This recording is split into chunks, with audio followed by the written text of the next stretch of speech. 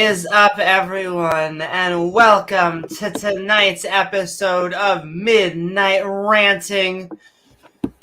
Religious versus secular communities? Dun, dun, dun. That's right, where we are opening up the open mic to see if the panel can help us find out which is better for society, religious or secular communities. So won't you come join James W. and myself for a good time as we join the community.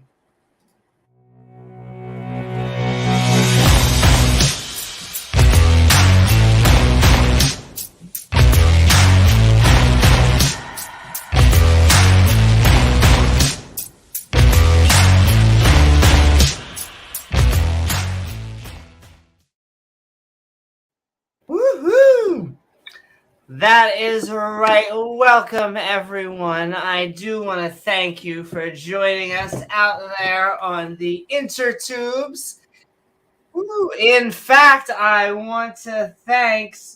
I see Abcdeig out there. He's sending a woo-hoo with his membership. I saw James Wolfe sending a woo-hoo as well. In fact, if you enjoy the show, please do not forget to like, follow, or subscribe, because then after you hit that bell icon, it will send you reminders to see our premieres or join our live streams like Just James was saying. What is up, Ian Davenport?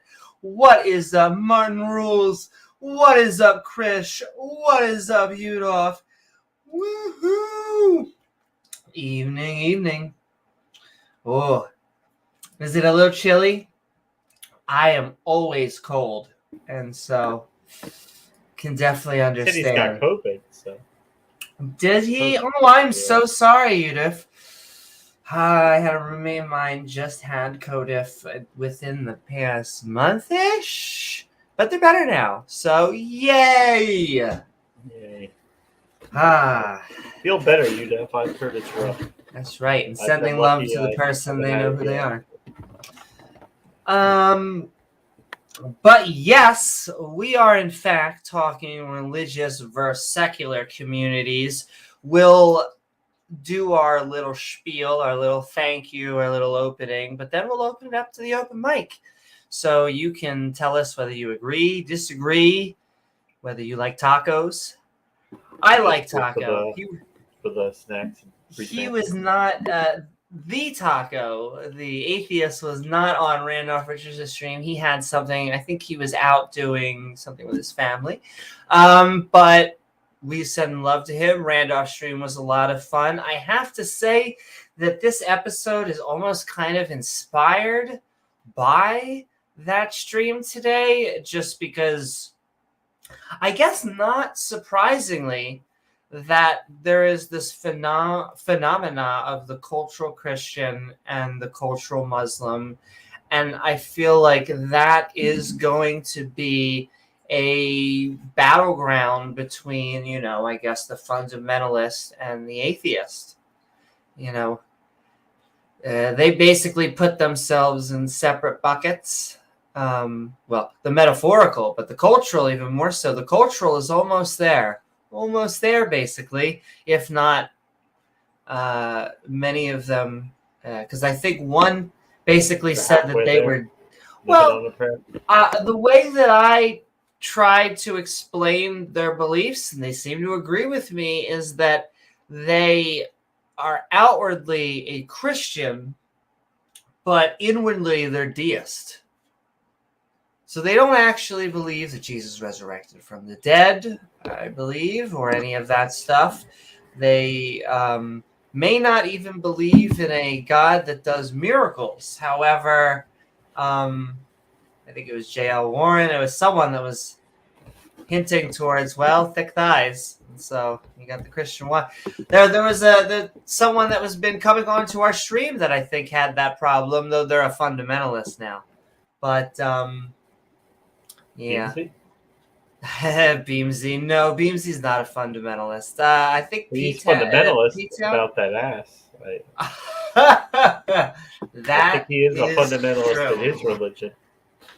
That's true. Listen, it's hard not to worship that ass, especially if it's really nice and thick like our round Earth. Well, now that your pipe there has become an icon for you, you're now known by your pipe. It's Oh part of my! your Is it graphic sad that I identity. kind of want to get that framed? But it would be weird because it's me, right? But it's fan art. I don't know. I go both ways Get on that it. on a shirt. Let's put that That's on the true. merch store. You That put would that on a sell. shirt.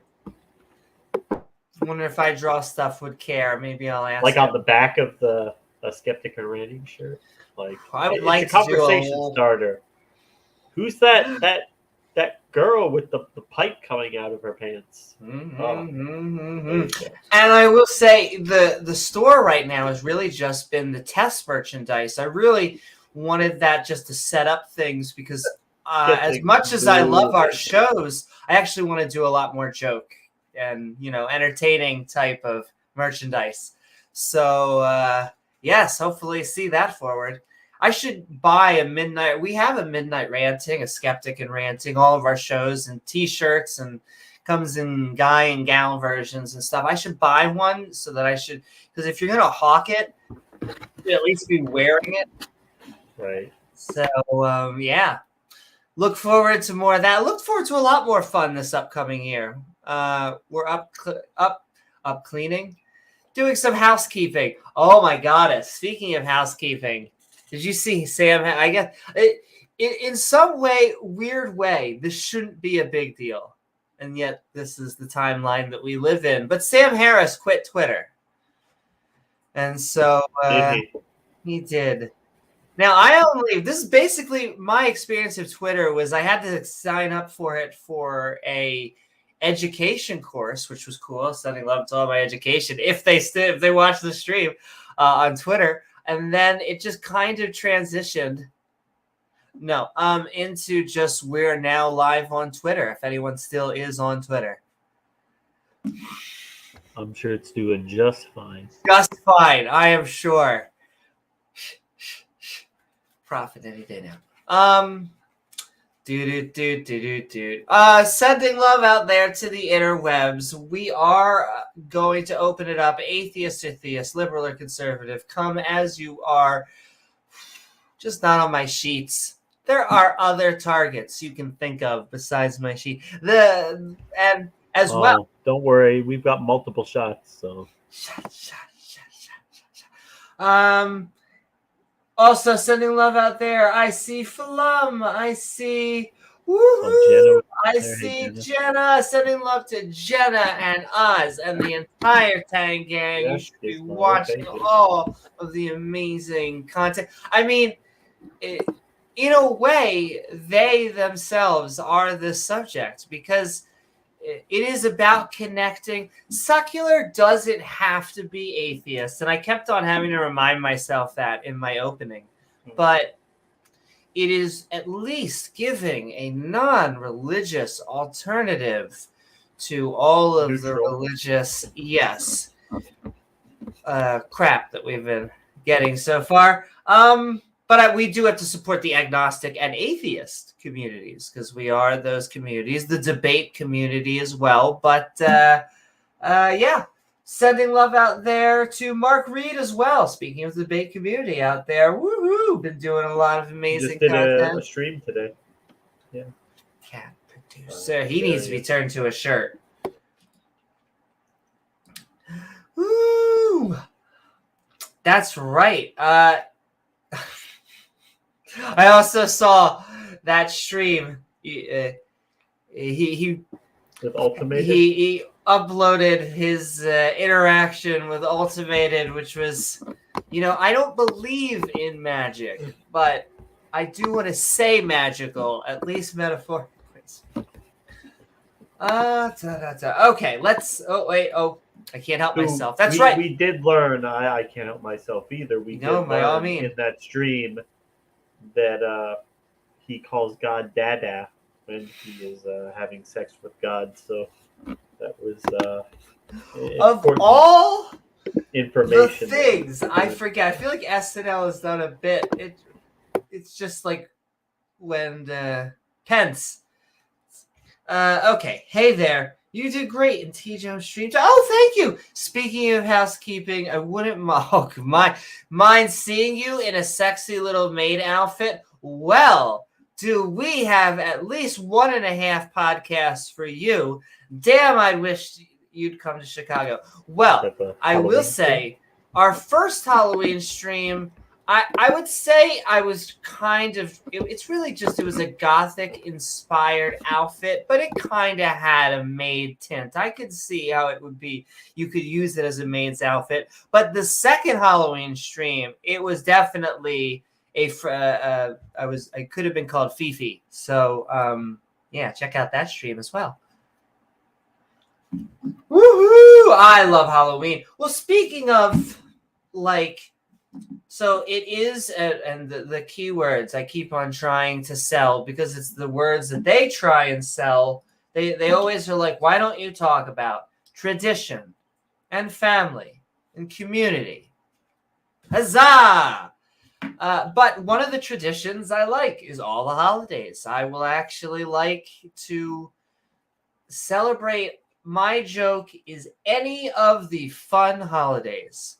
So I will celebrate Christmas, even though it is about a religion that I was never raised in at all.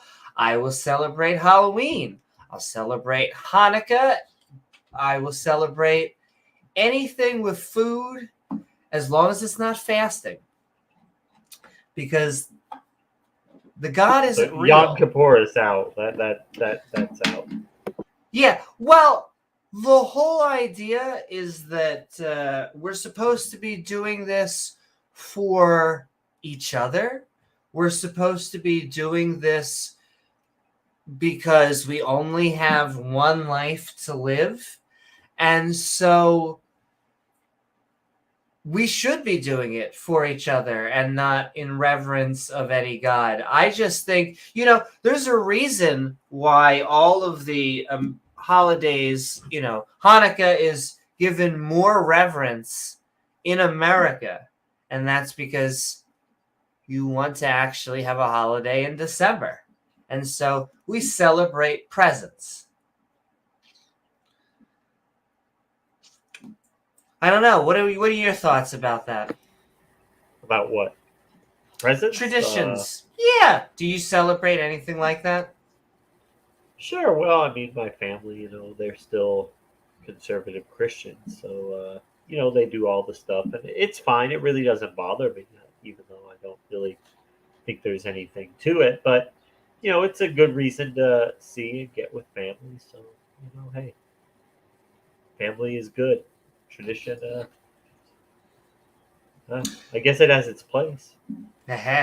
Well, and that is the reason why I guess I bring up this. A lot of us, I think we find our social cliques easily. It comes from our hobbies. It comes from the things that interest us. But I think there are a lot of people out there that still struggle with finding a community. I think there are a lot of people out there that have either felt adrift, or the moment that they actually got into some sort of religious denomination, either a light or a heavy version of a love bomb, all of a sudden you have a home, you have a place and a family to call your own.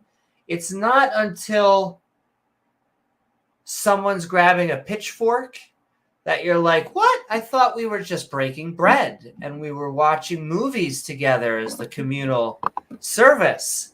And then it's like, oh yeah, that's true. But we also kind of don't like the people over there. And so, we totally love what's going on here, but, the people over there. I think it's I guess the nice thing about it is, if you move to a new area, you automatically have, people you can go and socialize with. You just check out the churches in the area or the synagogues, what or the mosque, where whatever Ever you religion you're got close in. to you. Yeah, and you can go to a place and meet people. Pretty much no matter where you're at, there's going to be some place within reasonable distance. So it does have that, but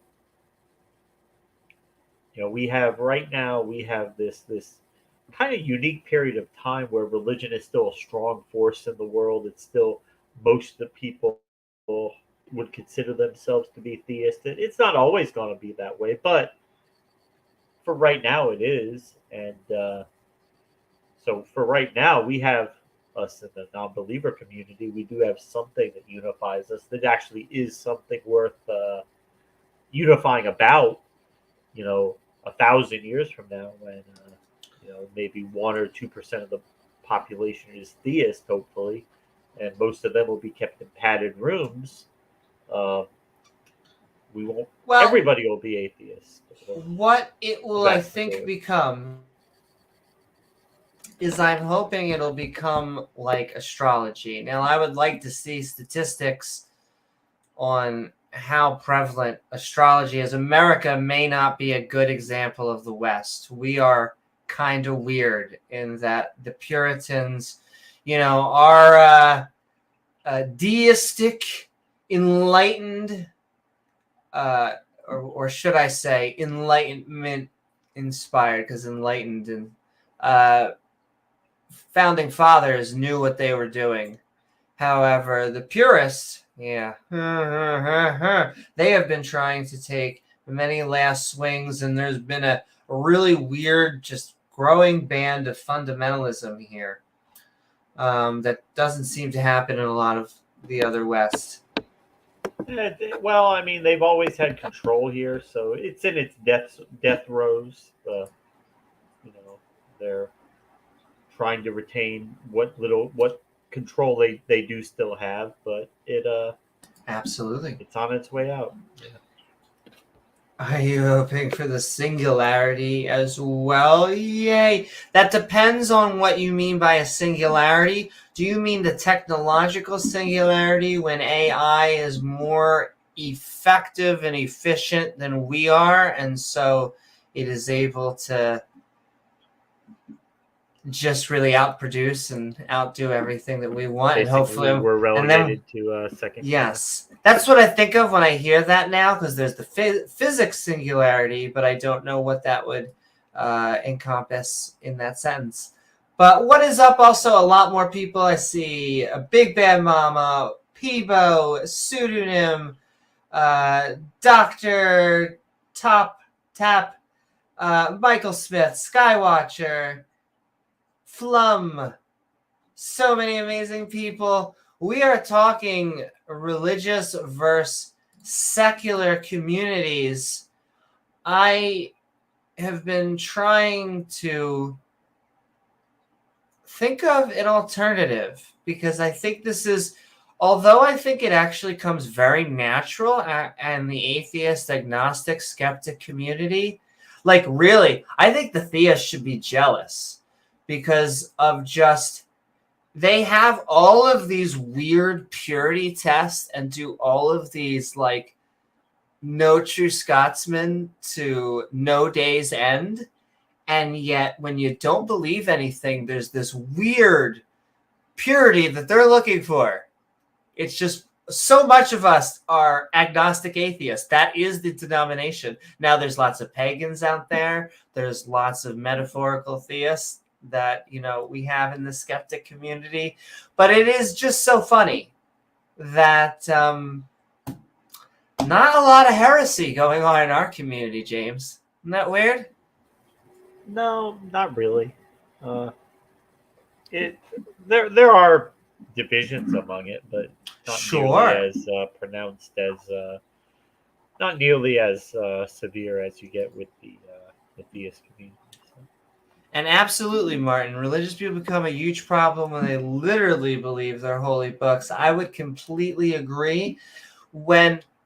So I disagree with the metaphorical theist on what I would say is religion is good for society. However, that is a debate over beers. That is a debate over wings.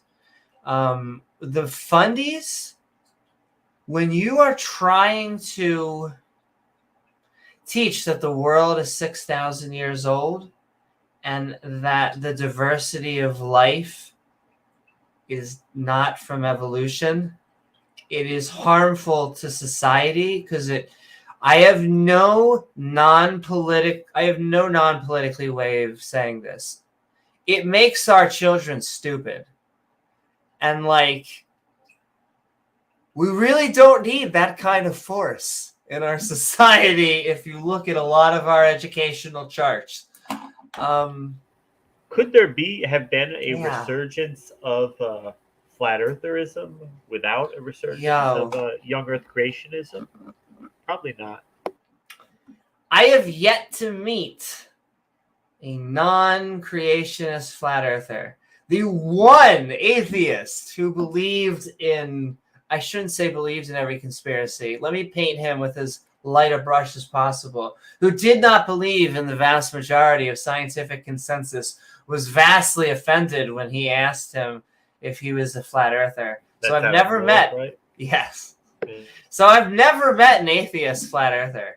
I'm open to. I've met a hippie flat earther, pantsless, but for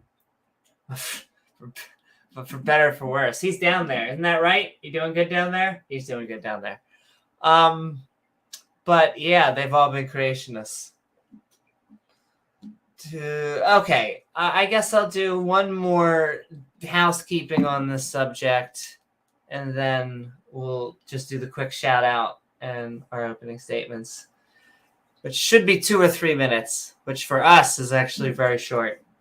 Very, very short. So I'm going to do the nice. I've been doing the nice version. I'm going to do like the really mean version, like the scary PSA, and then I'll spend the rest of the time.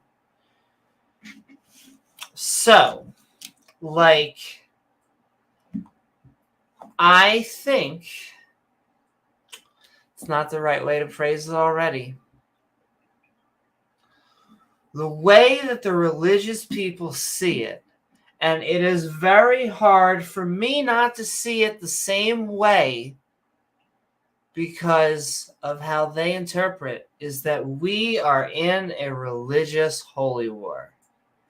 All right? And there are a few factions. Spiritual battlefield. A spiritual warfare, literally. And there are a few they use that denominations. Term too, specifically spiritual warfare.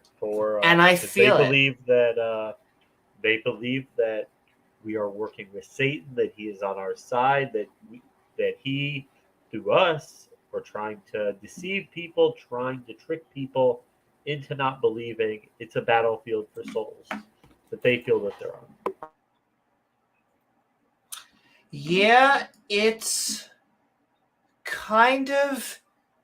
I have never felt this sort of pressure until I really, because I've been atheist for a while now, but I haven't really, but only the past decade have I really intellectually thought about it. Have I really thought about my epistemology? Right. Why you don't believe it? Yes, and it's not until you start to get into apologetic and Dawa circles. I'm sure I could have gotten it in the synagogues that I was in, but I was way too much focused on other things, namely my Walkman and candy. And so I can just feel it from them, and it comes in 2 different waves. It comes in a lot of love, and it comes in a lot of the opposite of that emotion. And so I have just been thinking a lot about things like pacifism lately. That's why we've been talking about the other stream, how pacifism is not always the most peaceful of lives. It could be a position. And so we as atheists, as skeptics, you got to pick up shields, unfortunately, in my opinion, because we don't want to hurt people. We don't want to fly planes into buildings. But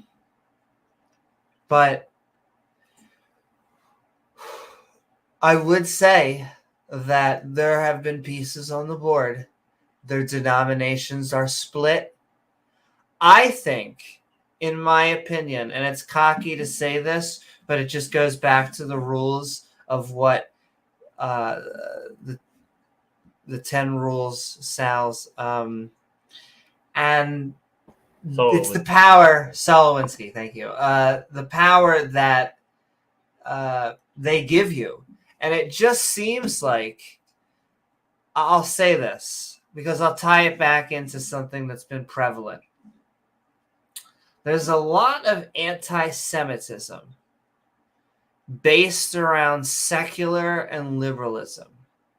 They will take something that, in my opinion, is like something, I hate to say, something that is, I don't even imagine how this could be true, but something like race mixing, or they will take something like LGBTQ and they will say, this is being pushed on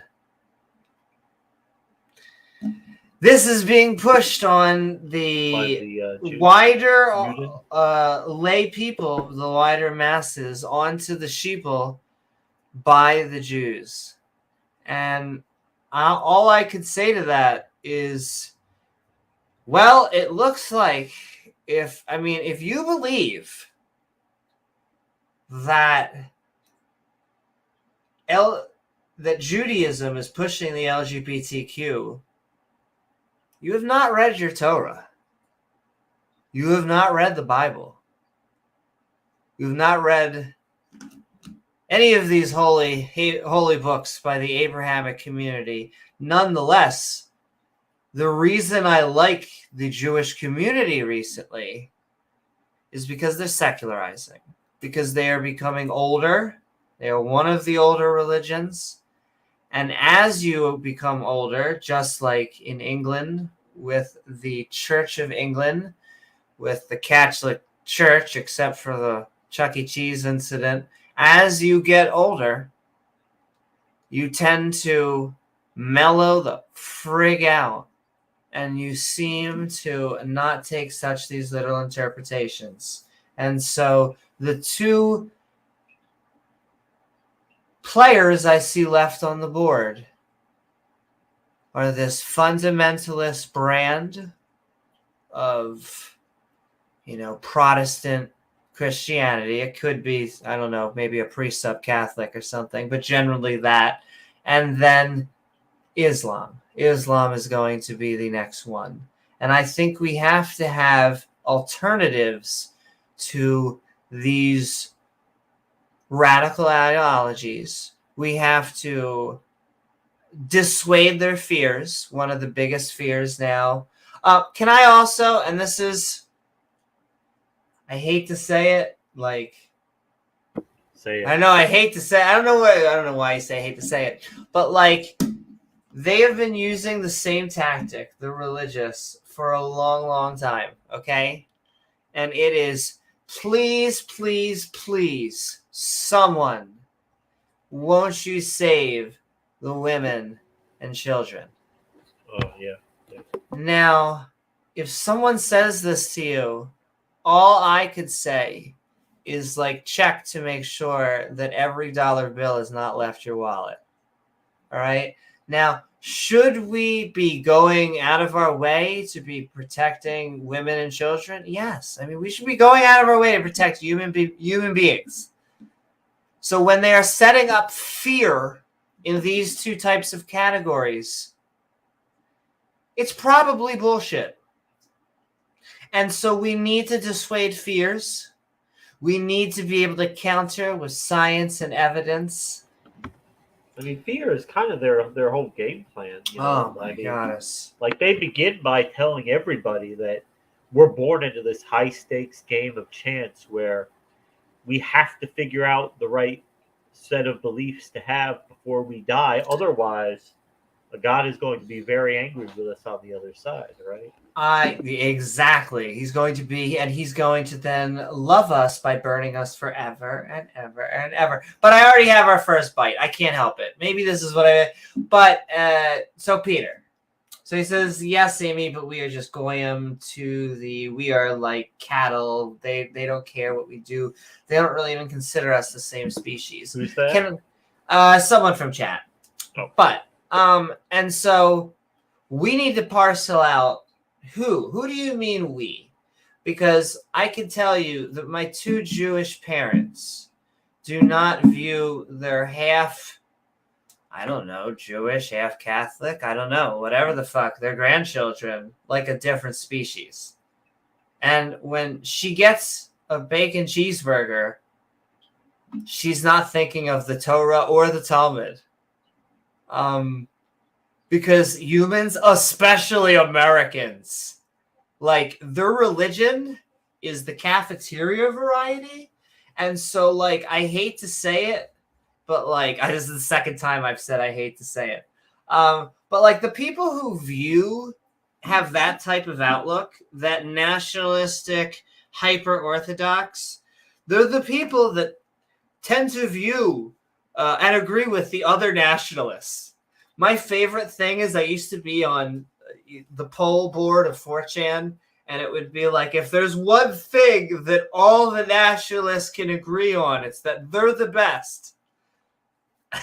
It's like, I don't know. It's a weird thing. Not to mention it was funny just seeing, it was also a very weird thing to see a bunch of people who just agree that they're the best and everyone else is inferior, but they all agree with it and we're like on this board together globally. Like, there is just a deep irony to it that hurts my brain. But whatever. What doesn't hurt my brain is hello, Pat. Woo! Sending love, Pat. Hold the bacon. I'll have extra freedom fries. That's right. Yeah, I can't help it. I love bacon, but I am one of those that doesn't get cheese on a burger, which makes me crazy. And I wonder if that is my growing up, or I think my parents. I know you're looking at me like I'm crazy, but I think it's because of how I was raised. But I get bacon on a burger, so it can't be a Judaism thing, right? But I've been warming up to cheese. Actually, I've been getting into Parmesan. That's been my new love. I used to not like cheese when I was a kid, but I mean... yeah, I'm very weird in food. I'm a hyper picky eater, which I should have gotten over. You mentioned that. Amy before. Hates to say I hate to say. It is true. I hate to say that, doorknob, but yeah. You hate to say that. You hate to say that. I hate to say that. I hate to say that. I hate to say. Do. I think at this point we are in Inception. And Praise I Am will be arriving any minute. Yeah, well, and I have all these like weird things where I come in because I consider myself an ex-Jew, and yet I am okay with cultural Jews. I like cultural Jews, just like I want to win over the cultural Christians and the cultural Muslims, and that's kind of what this stream is inspired by. Is to get people over to the secular community because I just think we do it better. We don't have to have all that baggage. See if I got any responses from there. But yeah, let's do our what's it called. All right, this stream is sponsored by I forget what were the. I want to be Oscar Mayer Wieners. There we go. This stream is sponsored by Oscar Mayer Wieners. They didn't sponsor us at all, but I just want it to be. She just likes wieners. I just like wieners. But yes, you can also support us by sending in super chats and help us. We will read them, talk about them, send love about them, hug them, as well as you can help us by joining channel membership right down below and triggering all of the young Earth creationists by getting our evolving badge system that just evolves over time, just accumulates. It's weird. Huh. James, do you worship time? Do you wake up 5 days a week and just pray to your watch? Worship the calendar, yeah. 7 days. It's so perfect. Randomly. 7 for some reason. I'm sure that's a perfect number. I'm sure. It's gotta be. It's gotta be. Praise God. Praise Zeus. But yes, as well as not just channel membership, but one of the best ways to support us is by heading over to our Patreon and supporting us at patreon.com/Amy Newman for some unique perks, as well as some shout outs like these. What is this right here? Boop, boop, boop. Boom. But also sending love out because he was jamming it up, and I love his. I don't know if he is, if it's just mixing, if it is like talk about what he is doing, but Oz is doing some fantastic DJing, as well as, I mean, he is doing this, as well as Jena and all of them, Biddy Buddha, Shayna Skeptic. What the Tang Gang community is doing is what this stream is all about. Is that what normalized atheism? We are trying to just get another community. One of the things that we lose out there, possibly one of the only good things, talk about that later, is a community.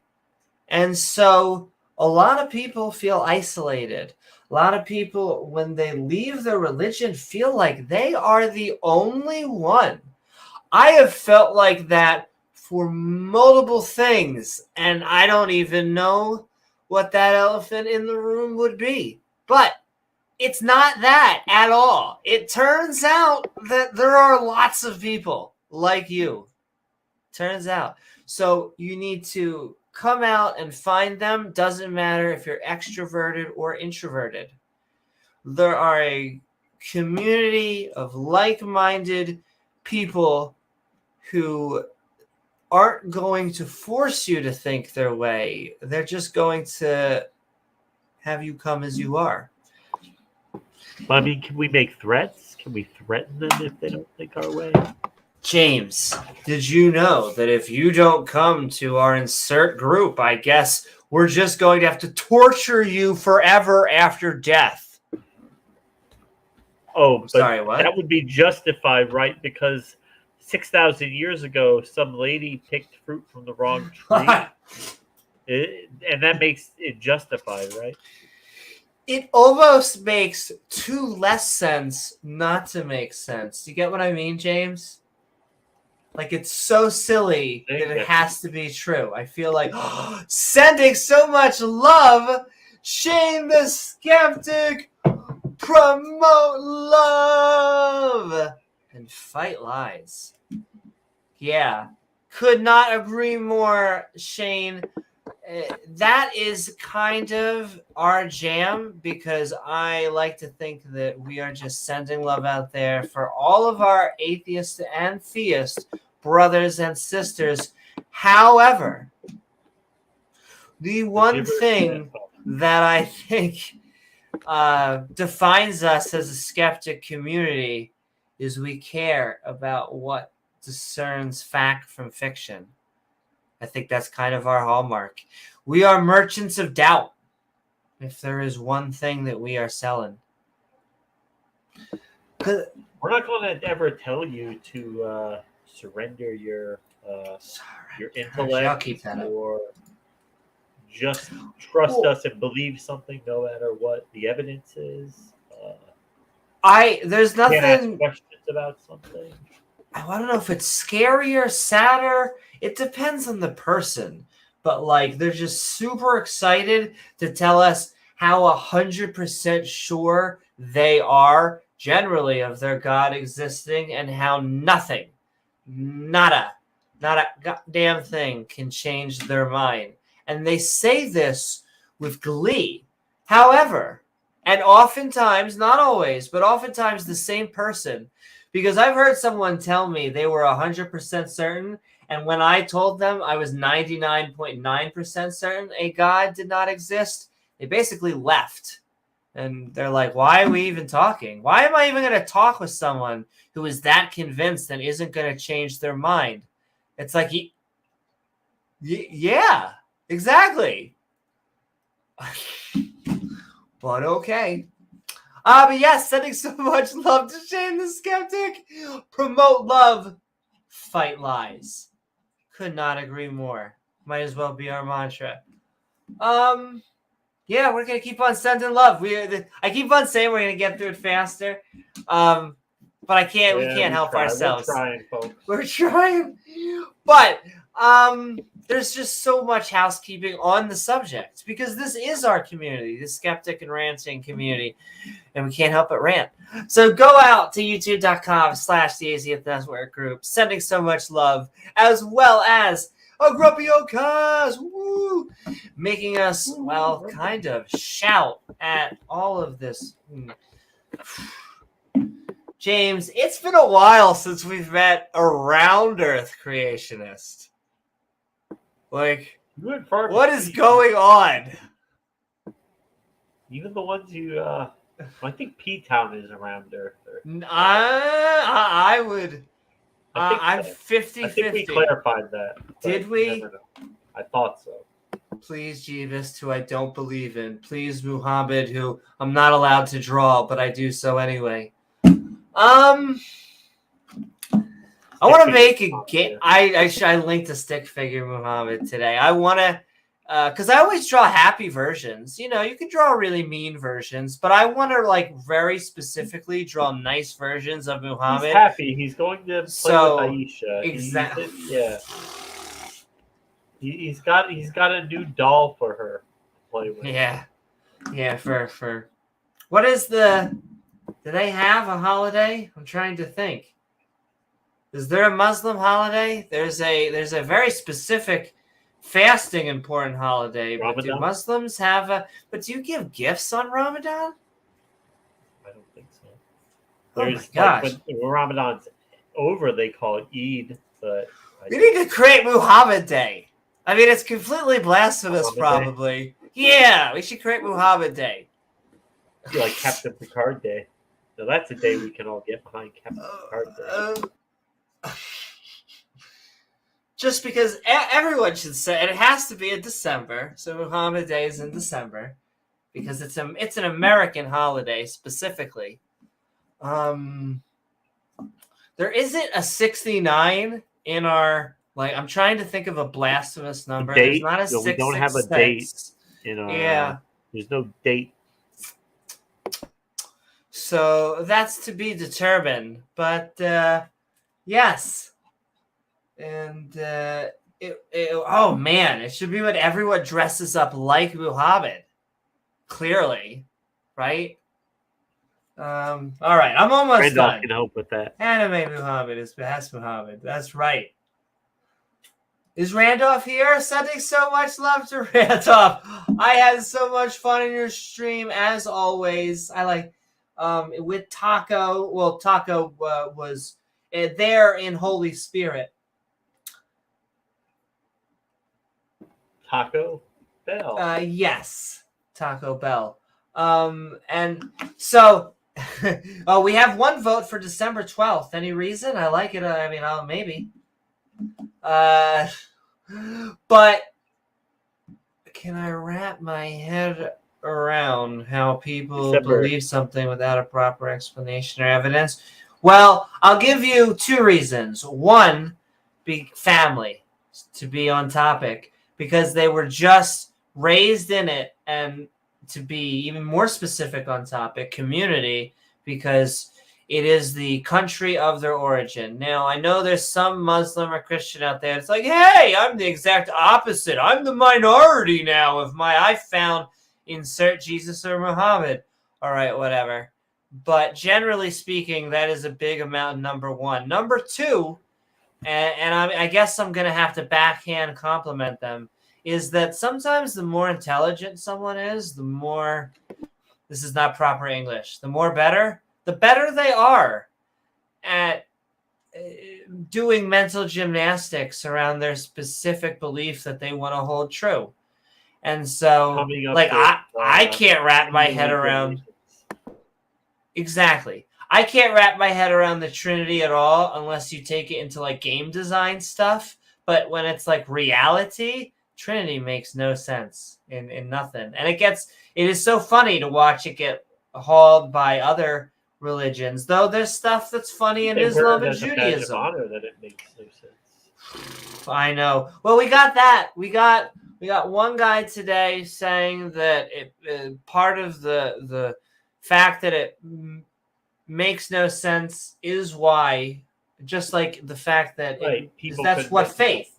You couldn't have faith. Thank you so very much, Randolph. It's always a pleasure. And thank you all great. Yeah, I thought it was a lot of well-rounded chats. I thought everyone was having a good time.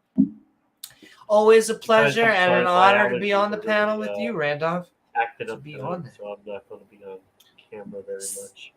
But, oh, you're good. Yeah. I completely understand, and we're about to, even though I keep on saying it over and over and over, going to get to the open mic.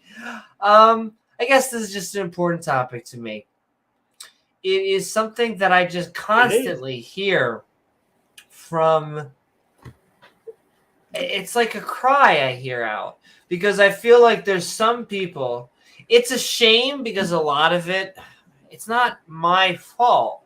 But it's my identity politics.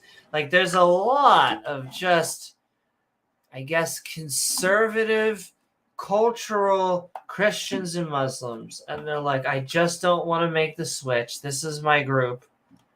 And yet I don't believe in a God. And yet it's like, are you really is truth going to be your number one priority or not? If truth is going to be your number one priority, then you're going to have to find a community where you think the truth lies. Don't lie to yourself. Don't just... What is it? Al Pacino from the movie The Farm, when he's telling the story about the parish priest who goes to the Pope and says, Holy Father, I cannot believe anymore. I'm sorry, I just don't believe. You know what the Pope says? Pope says, fake it. Fake it till you make it. Yeah. I think also another thing. What does a lecture about rimming and a lecture about the Bible have in common? They are both subjects in bad taste. Thank you, BBC. London love. I think surprisingly, I think the threats are actually quite effective. I think there's a lot of people out there who have their doubts. They're not convinced about it, but they are this Pascal's Wager. They are just so deathly afraid. Like, well, what if I'm wrong? What if it really is true? You know, I don't even want to take that chance. I'm just going to stay a Christian no matter what, because I am so afraid of what will happen if I become an atheist and God is real. What then? It is totally a right? Pascal's Wager that lingers in their head, and I think most of the atheists in agnostics, we generally don't buy Pascal's Wager. We think it's a bad argument because there's many holes in it. It's not mathematically sound. But they're not considering all the other religions. They're saying, I'm a Christian. It's either between Christianity or atheism. They're not considering all the others. So to them, it really is just that dichotomy. Like, if Christianity's not true, then I might as well become an atheist because I've already rationalized that all these other religions are not true. I'm sorry. I just got taken so off by... Because it's a joke, and yet, man, there's a lot of bad in religion. And that's why we need to offer alternatives. Gosh darn. Excuse me. All right. Sponsored by Sugar Water. In fact, sending love to also Diana Smith. Wanted to mute it, didn't work. All right, sending love to Diana Smith.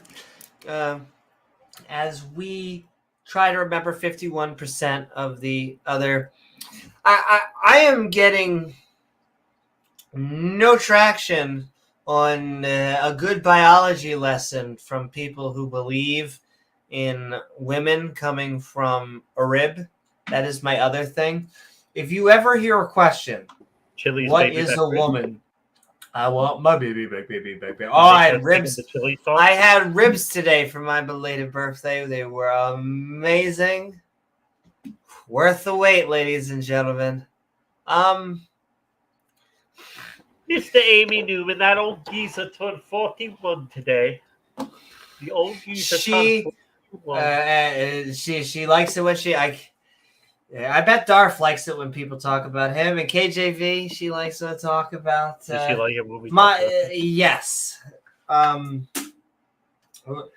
so I'm sending love to any of the creationists that want to continue to try and come on and convince us that a God exists. They do not believe. It saddens me that her version of things has gone a little mainstream in through a singer. Not even gonna say who knows what singer, but I think that singer will fade, and then so will this ideology. History rhymes. It doesn't often repeat, but I'm trying to hope that in preparation we can fight that rhyme.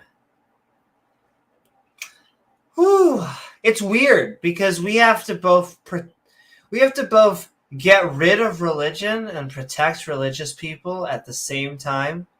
It's hard. We're gonna have to walk and chew bubblegum, ladies and gentlemen. But speaking of walking and chewing bubblegum, sending love to Pat Lowinger. Thank you so much, Pat. Sending love to the entire skeptic and ranting community. We're going to get him back on here so he can do more Talk Skeptic to us, because creationists are afraid of research. Makes them break out into hives. Pat teaches at an actual university as well. Not that I get that some religious universities, private institutions, they are actually good, but others, well, I mean, if you're accredited or not. Just are you accredited? I all that matters. Sending love to Pat Lowinger. Sending love to Dale Pastel. Reminds us when we're looking for empirical evidence. And, that's the one thing they think we're cheating on. I had a guy today who said T-Jump and I were cheating, or basically we were immovable. The words he used were an immovable object because we don't believe in physical minds. Physical? What do you mean?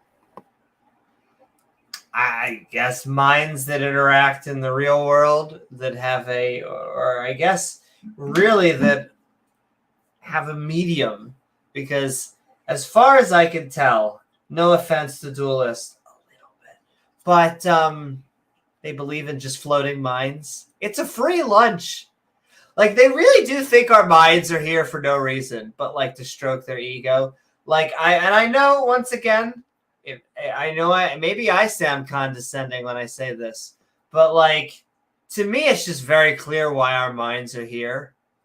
Like, we look at every other animal and it's clear why we're conscious, and it's just to munch off on that food and to, get things done on land and sea, and then to really smash knobs so that we can procreate.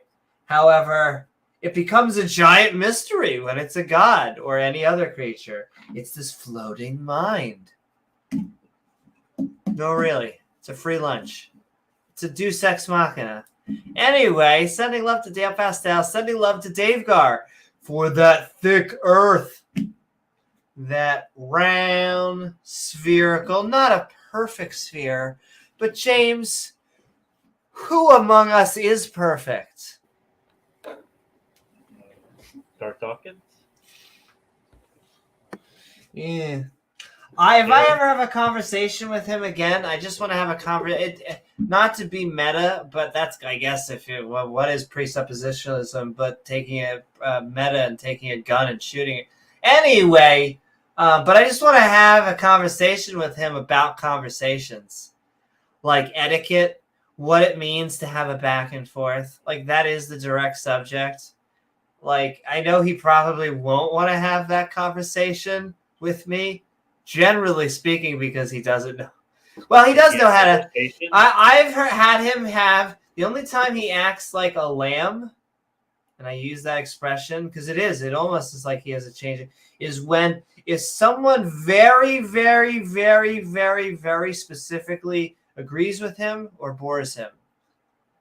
But I hate almost spending too much time on, because this is the stuff they love. I realize this with narcissists, and both Darth and KJV are narcissists. Now, look, everyone likes being talked about. It feels good to be the center of attention, to have the balloons at your birthday party. But, like, these people are not content creators. They are not going out even marginally into the world trying to make it better. And I'm not saying making content creator makes me... It is that there's many ways to help, okay? And of the two people that we've been talking about, what they do online does not help in their fight to what I believe they think are important. I'm sure they think I'm strawmanning them, but what I think is important to us, you and me, I can think of no better way to promote what we're doing than what we're doing right here, right now. Well, it goes back to, what we mentioned before, like spiritual warfare, the battlefield, what they view themselves on. So if you were Darth Dawkins, would you want to wake up in the morning and think that you are a middle-aged guy who lives in his parents' basement, who his whole family hates him, and he doesn't have a job, and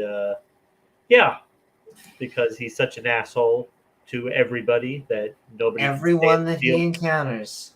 Yeah, nobody can stand to be around him because he's such an asshole and he treats people like shit. Or would you rather be a warrior on a spiritual battlefield, fighting for the kingdom of God, fighting for the creator of the universe, that you are going to be recognized and rewarded and heralded for the important work for the kingdom that he does online every day by shouting people, insulting people in Discord servers. It is spiritual warfare. It is a battlefield. And he is not just a middle-aged loser living in his mom's basement. Gary, it's dinner time. Oh, I've got to go. I have an appointment. Oh, Gary. He needs to F-U-C-U-S. And so do I. Gary, your boyfriend is here. Oh, my goodness. Oh, my. Just makes me think of Kent and... The claim is that he did give his ex-wife a sexually transmitted disease from an affair he had with a guy. So, I mean... What? That is the claim that is out there. I mean... James... Can I tell you? Do we have a going theme on this channel, right? Yeah. 9 out of 9 anti-gay dentists love the cock. That is the claim. And can I also say, and I get this all the time, it always starts out with Amy, you're just trying to use reverse psychology. You're just trying to use that because everyone just hates you now. Like everyone? I thought you were just saying we like control the world and we take over and everyone loves us and it has all these points for being a tranny. But no, okay. Gave his wife STD. It's just I was talking with someone today. I've talked with two people today that were in the same boat. I don't even want to say because it was like a terrible event. It was like basically, and yet both of them.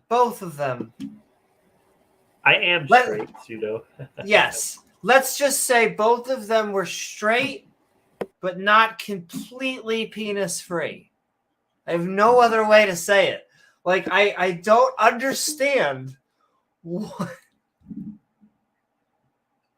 James, it's Grindr. It has to be. It's that it's so attractive. Maybe it's the fonts, like the graphics. I don't know. I don't go. You know what? But maybe the guys just want to hang out. That's how it starts. You go on there. You're like, bro, you want to hang out? Bro, I want to hang out. You got a football. You got a 6 Cincinnati Ice. You're ready for a night. Your hat is backwards. And then, like, his arm just goes closer and closer. And, like, the next thing you know, you are blowing 6 dudes. It happens over and over and over, James. You wouldn't believe how many times it's happened to myself. I think it's the graphics. You and Mr. Batman can relate to that. I mean, honestly. And another guy who is totally straight. Totally straight.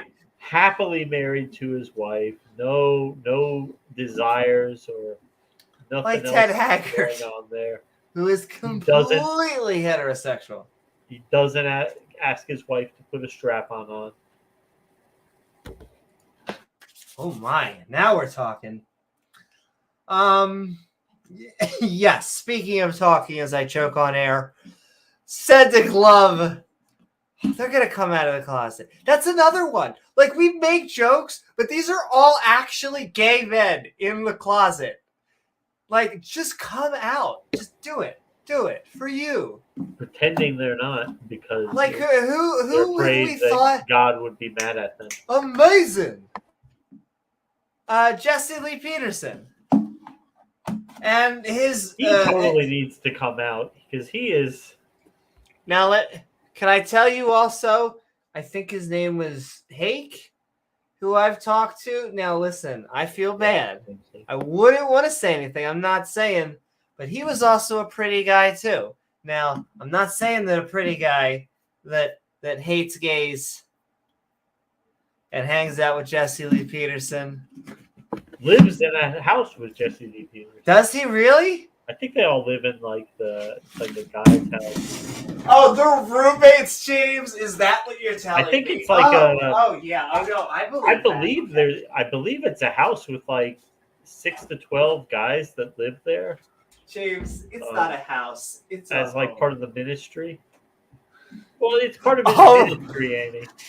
It's just a bunch of guys. There's no girls there. It's a men's ministry. Men's ministry. He ministers to other men. Yeah. Do they like live their lives so they could set up jokes for us? I feel like that would be a little bit too solipsistic, right? Yeah. A little bit too much. Okay. I feel like they do it for Peter. They do it so Peter can come on as Jesse Peter Leeson. They're trolling us. They're trolling us, just like the Bible trolls us. Like when he says he's totally heterosexual. But or what are some of the claims? The not joking. I wish this is the timeline that we're living in.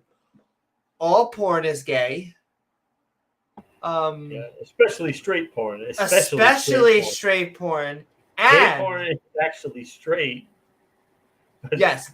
And when you make your wife orgasm, that is technically yes, you're making her become a man. She's transitioning.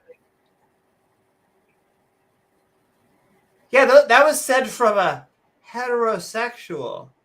And did you know, Amy, that some women perform oral sex on Oh, men? that was the other. Yeah. Yes, thank you. I couldn't believe it when I heard that women actually Women perform oral sex perform on oral men. sex. Yeah, Also, they do. how old is he that he had to find this out? I don't think he Like in found. his 60s, I think. Well, James, I guess if something works, why break it, right?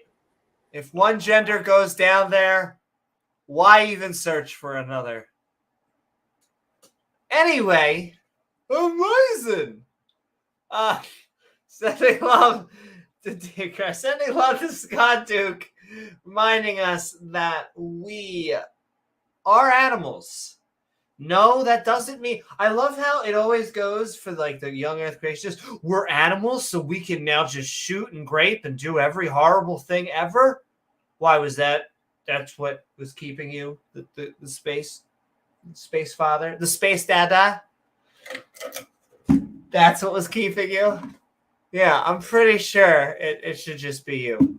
We are animals. We're great apes. It's amazing. But also, Regos. Sending love, Regos. Oh, okay. I was wondering if it's just me, but no, James got taken by Saturn. Close to Satan, but 50% softer. Why do homosexuals use tongue? Look, I know it happens.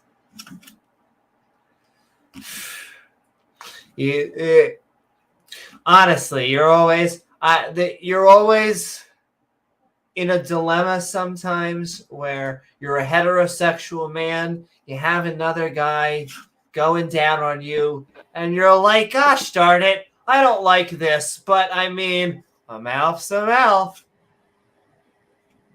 Anyway, Right. welcome back, James. Ladies, that's a man's job. It's a man's job, exactly. I mean, certain things that. Let a heterosexual man go to town on that. Right. Because straight porn is gay, and gay porn is actually straight. Did you know that? Gay porn is actually straight, and straight porn is actually gay? I'm pretty sure. It's scientific. I'm pretty sure. Anyway, right. Sending love to Scott Duke. Sending love to Regos, reminding us we have a skeptic Bible sky. I know. Yo, it has to be. It's now the eternal dada in the sky. It's just how the way things have to be. But sending love, Regos. I keep on questioning whether he is real or not. Like, it is. Ooh. I know. Jado, whatever. I mean, to have that much of a sexual relationship with God, I mean, whew. I've always been saying that's the one thing that God can't give us is a personal relationship. Like, he can't actually talk to us. But I mean, if he's giving out handies, we can give you other things. I know, apparently. But yes, sending love to Regis, sending love to the amazing, the wonderful, the fabulous Rachel Holland. She is so amazing, reminding us that, well, it turns out that the Bible doesn't really like when you don't condone slavery. It's kind of all about the condoning of slavery. Not the kinky kind, where you just worship your partner or dad ass. Sending love music. Or dada. Though I have to say, it's hard not to be a follower myself of dad ass. Though I am torn because dem boobs, as well as that nicely toned chest. I will say, guys, now listen, you can win me over with something else. But if I can run an ice cube up your chest or like a lemon or my finger, like it. Just saying. What are we talking about? Anyway, sending love to Rachel and Holland, wanting a I'm going to keep on saying dada. Anyway, Infinite in size, infinite in size. exactly. We want him infinite in size. We can five. It's a nice nice little threeple. Anyway, sending love to Rachel Holland, sending love to Senator Cato, reminding us of the separation of church and state because we are looking for a secular government. All governments should be secular. I'm going to keep on making that all. What? Are you going to say even the insert government of choice should be set? Yes. I think Israel should be secular. I think Iran should be secular. I think the people here should be secular, but that's a different story. I'm for supporting every ethnicity. There is only one human species, one human race. But there is no God. So we should be secular. So everyone should believe whatever they want to. Thank you, Senator Cato. And thank you, James Wolfe. James Wolfe, we howl at the moon because James is, I have been seeing him all over. He is amazing. He also does actual research, the thing that creationists break out into hives in. So sending love, James Wolfe, as we howl back at you, and sending love to Disciple Day. Sending love. That's right, baby. We got Skeptic Theist. Why aren't you a Skeptic Theist? Come on, join the team. Sending love, Disciple Day. Lovely to have you on here because we're just merchants of doubt. We're just trying to have people have good evidence in what they believe in. And then the two, sending love, last but not least, we are sending love to Ian Davenport. Ian is reminding us that we just love science. It's that crazy thing out there. Separates fact from fiction. See Ian all over the atheist, speaking of community. And really, that is what I think of you guys and gals as. I think it's what we have to as we build this closer knit. We are in the information age. This is our information community. Though I'll tell you what, this has been our dream. I think I can speak for James and I both. We want to do conventions. Definitely. We are planning on doing events. And so, with the entire goal of fostering the community, that is what we are here for. You are not alone. We are here for you. The community is here for you. Ian Davenport's here for you. Sending so much love. And last but certainly not least, Matthew. Thank you so very much, Matt. We are sending love as we remind everyone out there that we actually have a model. Unlike the young Earth creationists, the flat Earth creationists, we actually know how planets, stars, and all of the other astrological bodies form, which is the correct word because they were not created. Thank you so very much, Matt Deeg. I saw Matt Deeg giving us so much love. I know he's a channel member and a Patreon and a amazing everything. So many of you are, in fact. I really do want to thank all of our Patreons and channel members and super chatters, as well as our awesome mods, our subscribers, and of course, viewers like you. That's all, you guys. We love you. That is. And all right. We're about to get it up on there. In fact, I'm just going to send this into... That's right. That and Pornhub.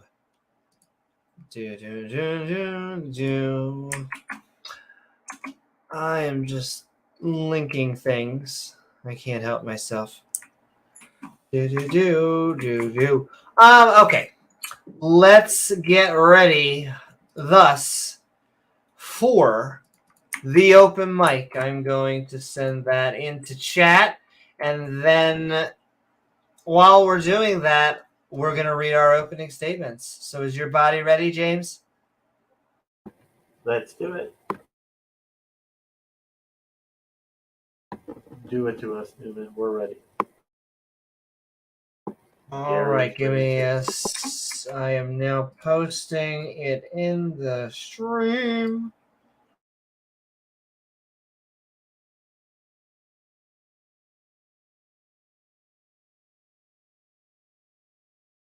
Excuse the dead silence for a second there. For this, if you would like to join the show, you can. Right down there, and I'm going to pin it. However, while that happens, do. Phenomena.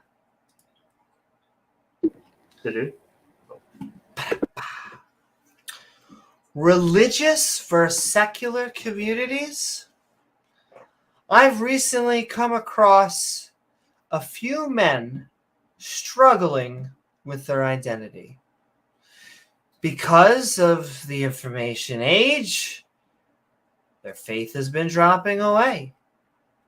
Yet they were afraid of many of the social values they had within religion going out the door, along with all of the trimmings that they seem to like. After all, what about tradition, family, community? Well, community is one of the few good things about religion. Though, of course, like most things with religious belief systems, the good almost always comes with a bad. You know, it's great when you're part of the in-group, say insert specific denomination, but step out of line, and not only could you find yourself being shunned, but excommunicated or even murdered, all in the name of said loving God. So I would like my sales pitch as to why I would like to make my sales pitch as to why secular communities are better than their religious counterparts. And the simple plug is that we can do good for the sake of doing good. We can come together for each other. We don't need some sort of external force making us make the world better. Instead, that force is internal, driving us to better ourselves and, in turn, the world. We are social creatures with a need for social interaction as part of our healthy life cycle. However, we need to foster healthy versions of what it means to be a part of a community. What does it mean to work as a group? What does it mean to be a leader? What does it mean to achieve a goal larger than our own? These are the sorts of questions we can begin to ask from a non-religious viewpoint. Atheist, agnostic, skeptic, or just science-minded people need to come together to offer an alternative to our religious counterparts. And the good news is that we have a better product, because when it comes to religious versus secular communities for thousands of years. These could be found in a variety of ways, but mostly the only game in town for cliques was religious ones. People would meet each other in synagogues, churches, and mosques because this was the equivalent of social mingling. However, with religion going the way of the dodo bird,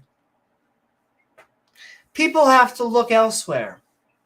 Sure, there are apps for hooking up, and everyone loves singing karaoke at the bar.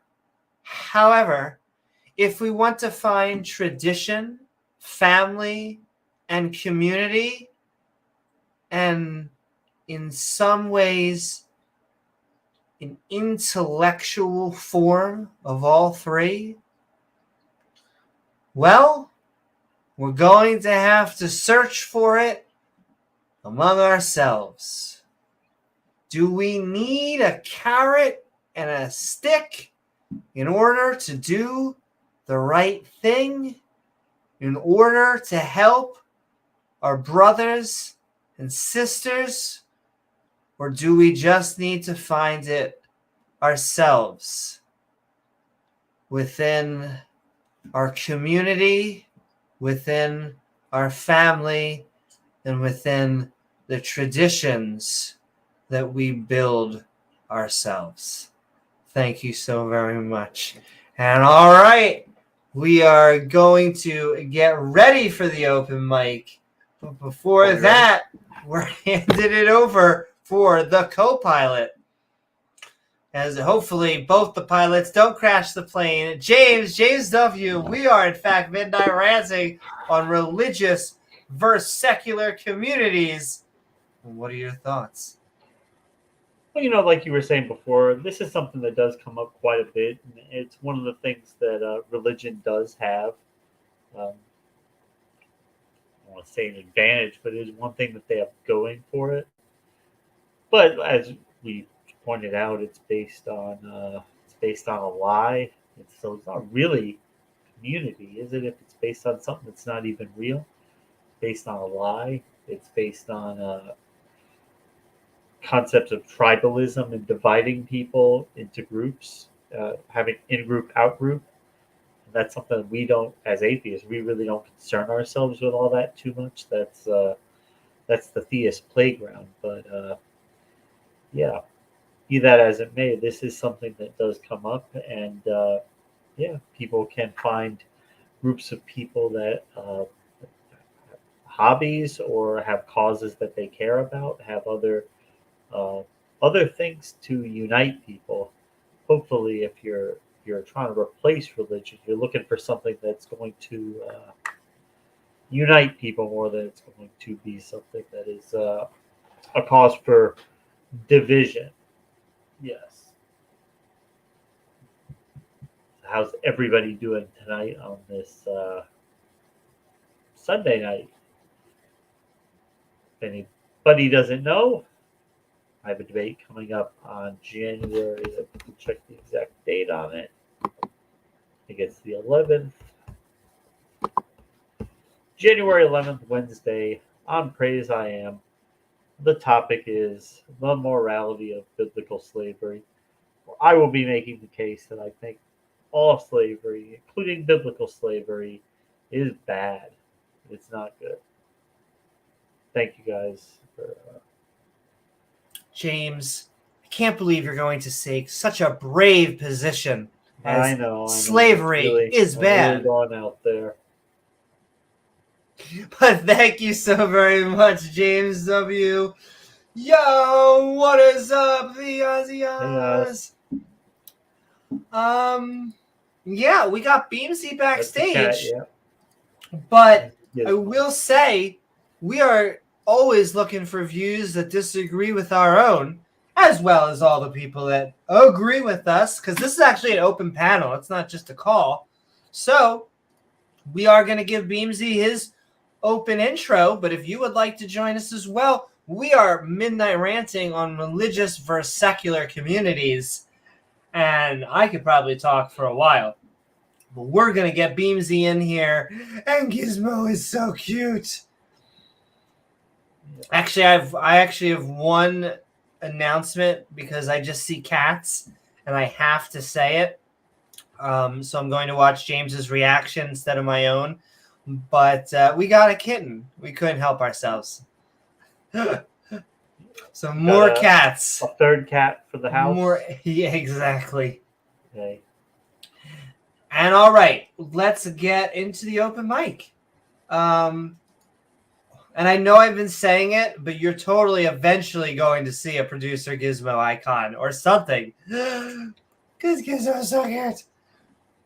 He always looks so happy, too, when he's on stream.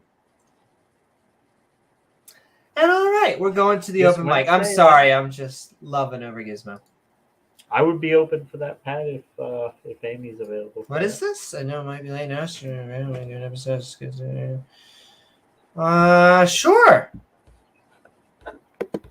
As long as I have nothing, I always say sure and then something. But then let's work it out. We'll create a chat and we'll do that. Sounds good, Pat. We'll figure out something on the origin of the tree of life. And all right. We got Martin as well. So we are going into the Midnight Ranting open mic.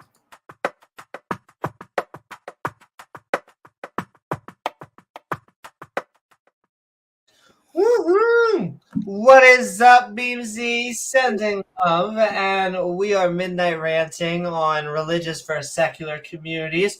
Hope you're doing well, and what are your thoughts about the topic?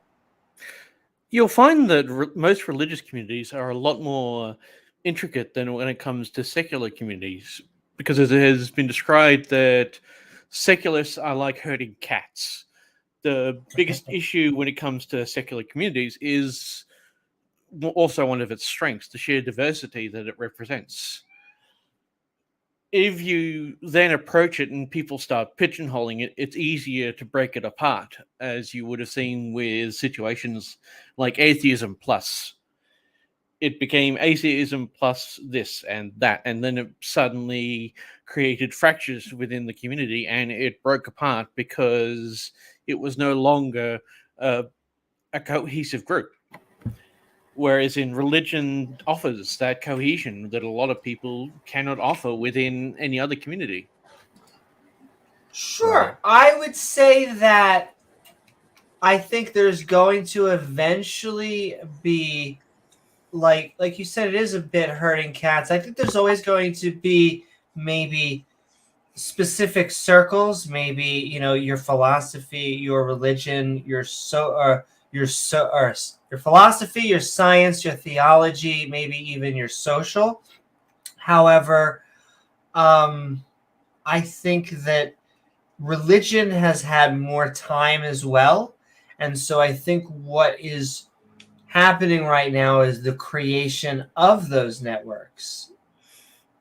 But the aspect of what they represent is of a uniform aspect to it. It gives an easy way to get within the group, which is why you shouldn't introduce secularism, and it's why I think I get along with you well, even though you're a secular atheist, I'm a secular deist. It's not important aspects to it. We can concentrate on the things that bind us together, but ignore everything else because it should not really matter when finding a community. The community should be concentrated on the thing that is uniform within the thing, creating a sense of purpose for everyone. And that's why deism is fractured into so many different, constituent denominations that they've had this time and they've divided themselves. So if you go to a particular church where the doctrines are all tailor-made to what you specifically believe, now even then you can still struggle to find somebody that has the same beliefs on everything at the same church, but they usually by that point they don't fight about the little things anymore. But it's one of the biggest things of what we should be concentrating on as a secular community, so that we don't create that fracturing that you see within the religious communities. because when you're religious, it tends to, well, especially with the fundamentalists, but it affects like your political opinions and all your, it affects so much about you. But whereas atheists, we don't really have that. This is just one thing about us that we don't believe in the existence of a deity. Or for secularism, we think society should be neutral towards gods. Yeah, that's it. That's one thing. We can disagree about everything else. But again, you shouldn't bring up atheism, because I wouldn't fit in the community if you were creating an atheist community. Sure. Well, So we'll grandfather it is complicated because we have to separate two different lines, because I think on one end we're trying to fight I'd have to separate it again. We're trying to fight theism, but then more specifically fundamentalist theism. Almost, in my opinion, like I was saying earlier, the war is going to very soon be atheism and secularism versus Islam, because of how Islam situates itself as a religious and a political ideology. I do believe that's going to be the next battlefront. And so we have to like separate it on multiple things. I'm as Big Ten as possible when it comes to skepticism, because I think that, and I feel like we've seen evidence from the people that have come on this channel, just a lot of skeptic pagans, a lot of skeptic deists, and metaphorical theists. And so I don't want to eschew them away in the fight against what I feel is the way bigger enemy, which is this just this, I don't know what it is about this Abrahamic fundamentalism, but my gosh, is it nasty. It's why I think all the effort should be going towards those who accept reality as it is, and those who have their own accepted delusions that they need to be broken out of, whether it's willingly or unwillingly. I mean, as in their delusions are either a willing delusion or an unwilling delusion. Not we have to break them out of them unwillingly or willingly. And I guess we could probably talk for a while, but Beamsy, any final statements just to add you to the panel? And that's we'll continue this on later on when Oz and Martin are in. We keep talking about that ass too. Or we can talk about the dude. And then I just see Martin. It says device not connected. You may have to refresh, but I'm gonna get Oz and James in here. But Martin, if you refresh or connect or anything, you will become the next in line of anyone, because you have been here longer. But I can't add you when it says device is not connected. So sending love, Beamsy. Thank you so very much. And we're going to move into Oz, as we are Midnight Ranting on religious versus secular communities. But Oz, what is up? Oz. We are Midnight Ranting on religious versus secular communities. It is an honor to have you on, because I think that this is probably a subject near and dear to your heart, metaphorically speaking. What's up? Can you hear me? Can you hear me? Check 1, 2. We hear you. Yes, we can. First of all, it's been a minute. It's been a minute. Woo-hoo, I know. What is up, my brother from another mother? It's been a minute. But yeah, this is a topic that is near and dear to to me, our channel, as I know, is for your channel as well. But yeah, there's clear distinctions that can be drawn pretty easily. And maybe I'll save this for once we have more of the open chat going. But I will be the I'll be the one to provoke maybe some of the questions that should be asked, or the pushback that should be made, as far as where I don't want to say this. I often find that it's we can see and or hear or listen to folks and understand where they ended their deconstruction process. And what I mean by that is there's still a lot of the dogma. There's still a lot of the tribal mentality. And I think that is still something that, as a community, as a atheist, non-believing skeptic community, it's something we have to pay attention to and be better at, to not disclude people just because of prior notions or ideas or ideals.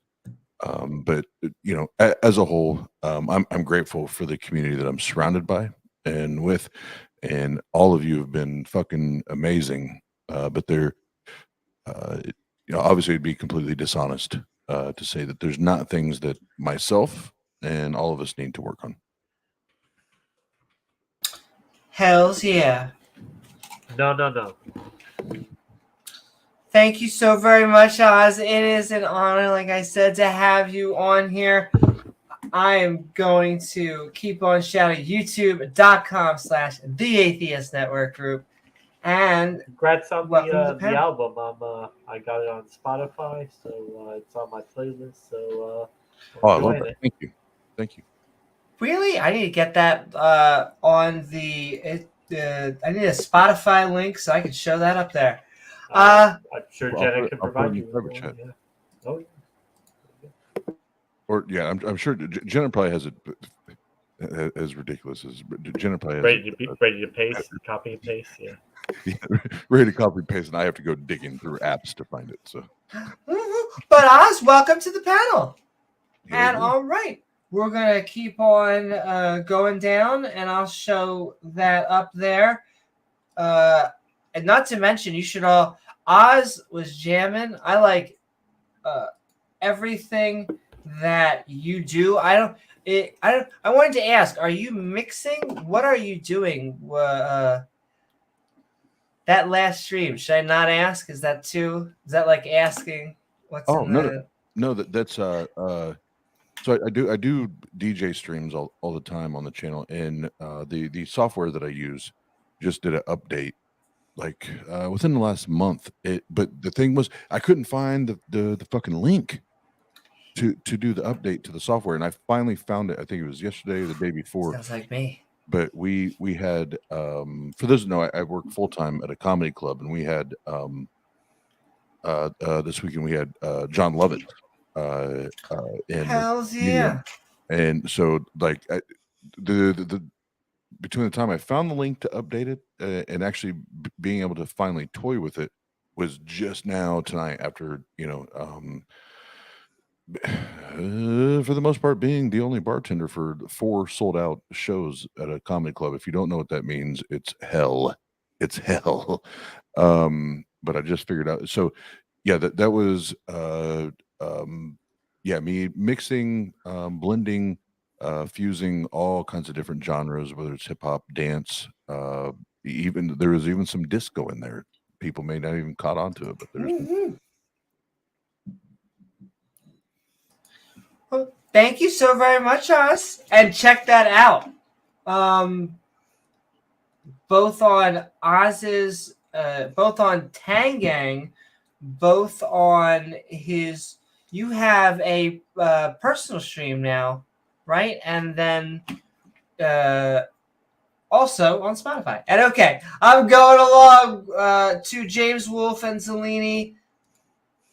James Wolfe, what is up? We are Midnight Ranting on religious versus secular communities. Hope you're doing well. And what are your thoughts? Oh, James, you've done an Amy. Yeah. You're muted. That's what that means, Amy.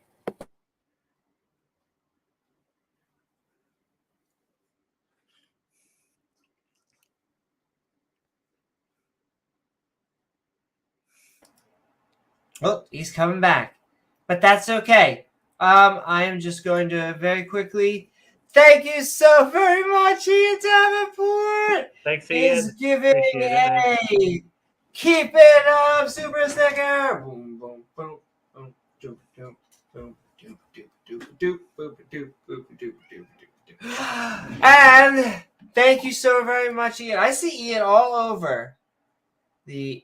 I feel. See, now I'm getting subconscious about Beamsy, because I do want it to be the secular community, but I also want to normalize atheism. So it's both of those things. I want to both make it not so we are so. It's a weird thing to be hated and vilified for something that I think has just been a conclusion based on rational evidence.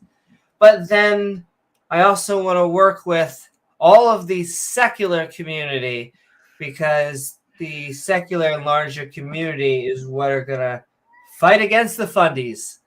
Thank you so very much, Ian. Sending love to the entire theist, atheist, skeptic, and ranting community. We got one more person to get in, and we're going to really hand it over to the girl deck so that I can hear more of their perspectives. And so the deck is shuffled. Exactly. Oh, you're good, James Wolfe. Send love. That's me half the stream. And all right, we're gonna get Zelini, because and this is, I can't help it. I always like it when we get theists. Oh, we're gonna add in James Wolfe. Whoop, whoop, whoop, whoop. James? Sorry, guys. Can you hear me this time? Yes, we can. Beautiful, beautiful. Sorry, I'll just close a few things. Yo.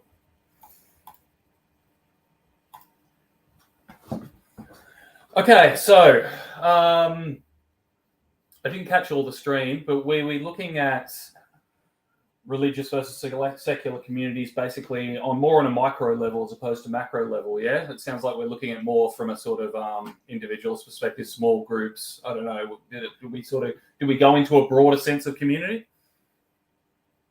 Absolutely. You are here to rant. I thought you'd say that, Amy. Yeah. Well, I mean, I could talk about the, that's one on a macro level. You could say that's the one thing that apologists often cite. Benefits of theocracy.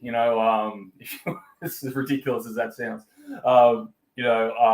Social cohesion is the big catchphrase that they use all the time, and that's supposedly the benefit of it. But I don't think you need to only just scratch the surface to see how divisive that is. I think by any sort of metric, you can see that communities on a macro level are far better off and more healthy under a secular sort of ethos.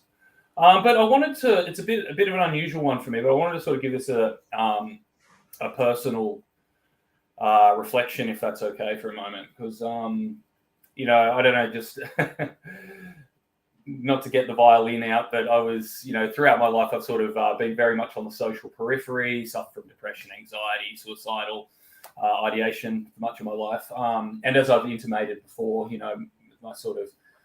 I kind of went into Christianity and became a Christian and started to work in ministry based as a starting point from my recovery from alcoholism. And so that gave, being part of that community, being part of that church community, and some of the positivity and that they sort of, the encouragement and the that it sort of instilled with me. It kind of it was something I probably never experienced before to that level. Like I experienced from individuals, but not in a really on a broad scale in a cohesive manner, the way that it was with my church community. Anyway, I guess the big turning point with that was the COVID period. I felt when that happened and I was working from home and stuff, I was terrified because I felt that I'd lose that. I really feared for my sobriety because I felt that was what was a real pillar of it, sort of maintaining that church community and being really, really inseparable from it. But I found as that went along, I found, involuntarily detached from my church community to a large degree. I felt, hang on, maybe I've really overestimated the importance of it.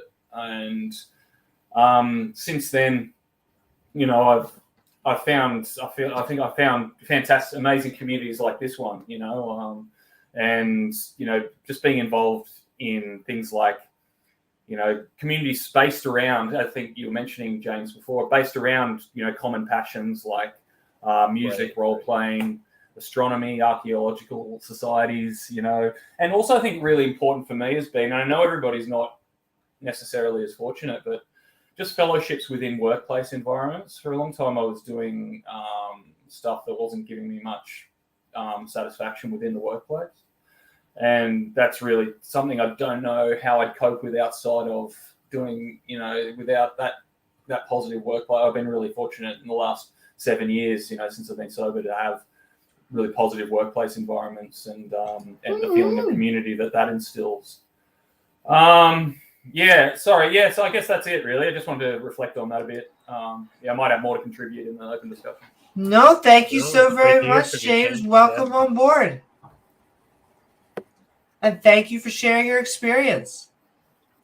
And all right, we are going to get Zelini. I can't help it. I always like it.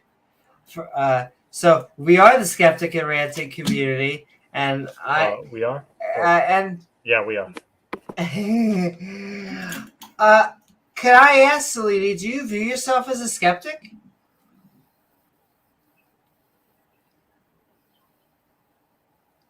Well, that's it. I couldn't help myself. Sorry, my program is like glitching a bit here.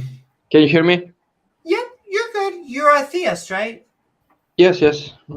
I just wanted to know if you're a skeptic. I'm kind of cheating because I should just really do the intro, but... I mean, I'm a liberal Christian. I accept science, if that's what you're asking.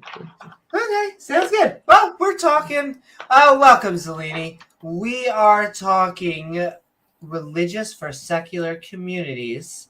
I hope you're doing well, and what are your thoughts? I don't know. Guess how long should I rant, like in this beginning, in this opening? Sure. Or what do you have to say about the topic? So what will happen is, say your opening, but then when you're done, we're just going to go into an open panel. And so I guess whenever you are ready to put that bow, please just tell us so we can go in there. Yeah, sure. I'll just give a short point, like, about my view. I think there is a kind of an argument that could be made for, like, religious communities in some sense, and based on belief, not just like having a community. So conservatives like to, in general, Christians like to point out the charity thing, that most research shows that like Christians give more to charity than atheists. I mean, that's kind of, I mean, it's true, but I would I like to point out another example, and that's Christian progressives during the civil rights movement, such as Martin Luther King and like other around him. So of course it's not a religious monopoly. There were a lot of atheists around him who did like the same things, who like dedicated themselves to those causes of improving society. It's just that I do think that, like, if a person is a religious progressive, that gives them tends to give them a bit of more motivation to sacrifice like time, money, maybe even their safety, if the social conflict and they're in, and the social movement they're in is kind of like has police there, and there's social conflict about it.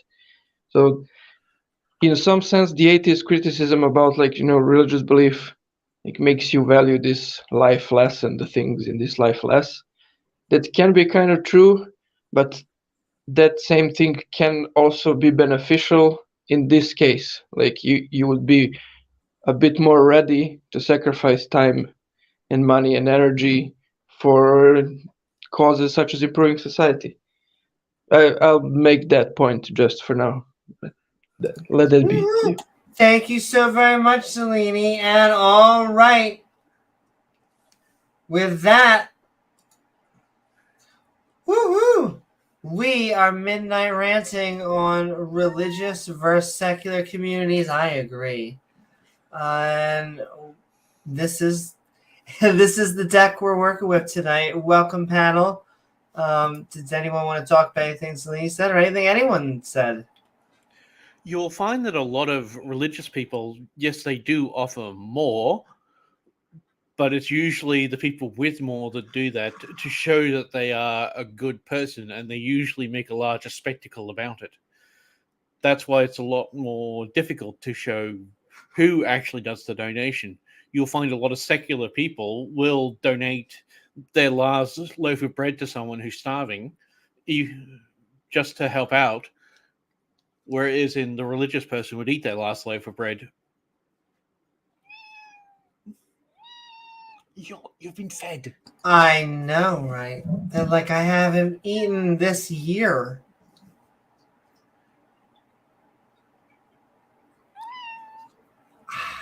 I agree. It's true. I'm sorry, she's been fed. I had something for Zelini, if he wouldn't mind just answering a question, just based upon what he was just talking about, if that's okay. Sure. Just wanted to, based upon the idea that, and I don't know if I'm misrepresenting what you're saying, Zelini, but just the sense of immortality, if there is the presumption of an afterlife, that you're more likely to do charitable goods, you'll be more likely to sacrifice your time. Is that kind of what you were saying, Zelini? Yeah, I would say that's true for liberal and progressive religious people. Yes. Okay. Because I think CS. I mean, this might seem like a bit of a straw man. I remember it just evoked a memory within me about reading something that C.S. Lewis said, and it might tap into the psychology of that. And I don't know. I don't think this is necessarily very reflective of the religious community. But he said something like, well, if you operate under the presumption you're going to live forever, you're more likely to improve yourself, because if you assume that you're going to die at a certain time, then it's not much of an investment putting personal development. That's probably a little bit of a misrepresentation, but that's more or less the crux of what he was saying. That you're sort of more, you're more likely to develop oneself because you think that you'll continue that development after you die.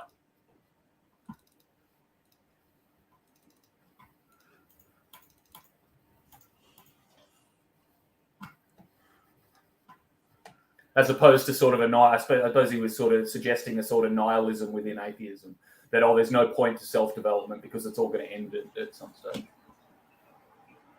Yeah, we often get that atheism leads to nihilism. Basically, you become an atheist and you lose all purpose in life.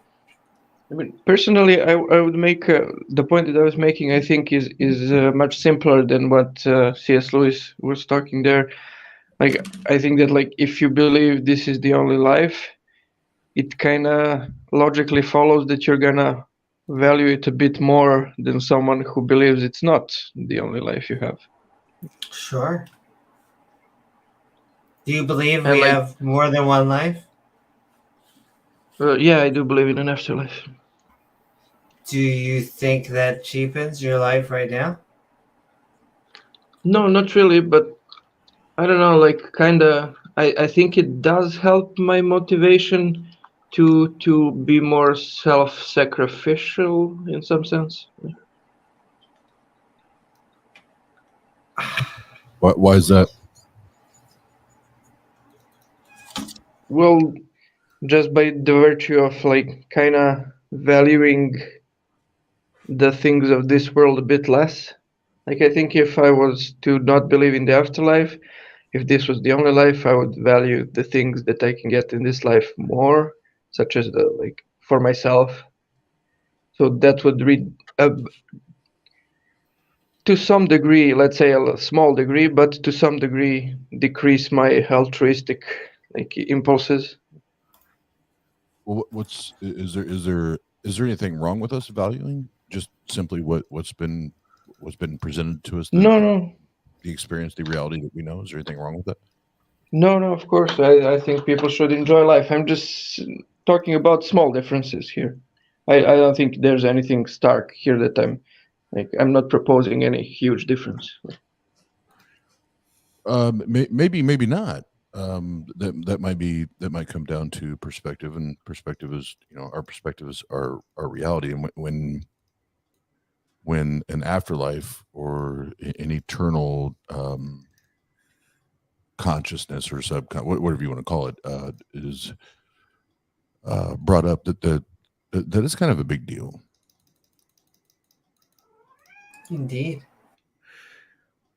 I just have to say this, but am I the only one that wants Daddy Oz to keep speaking?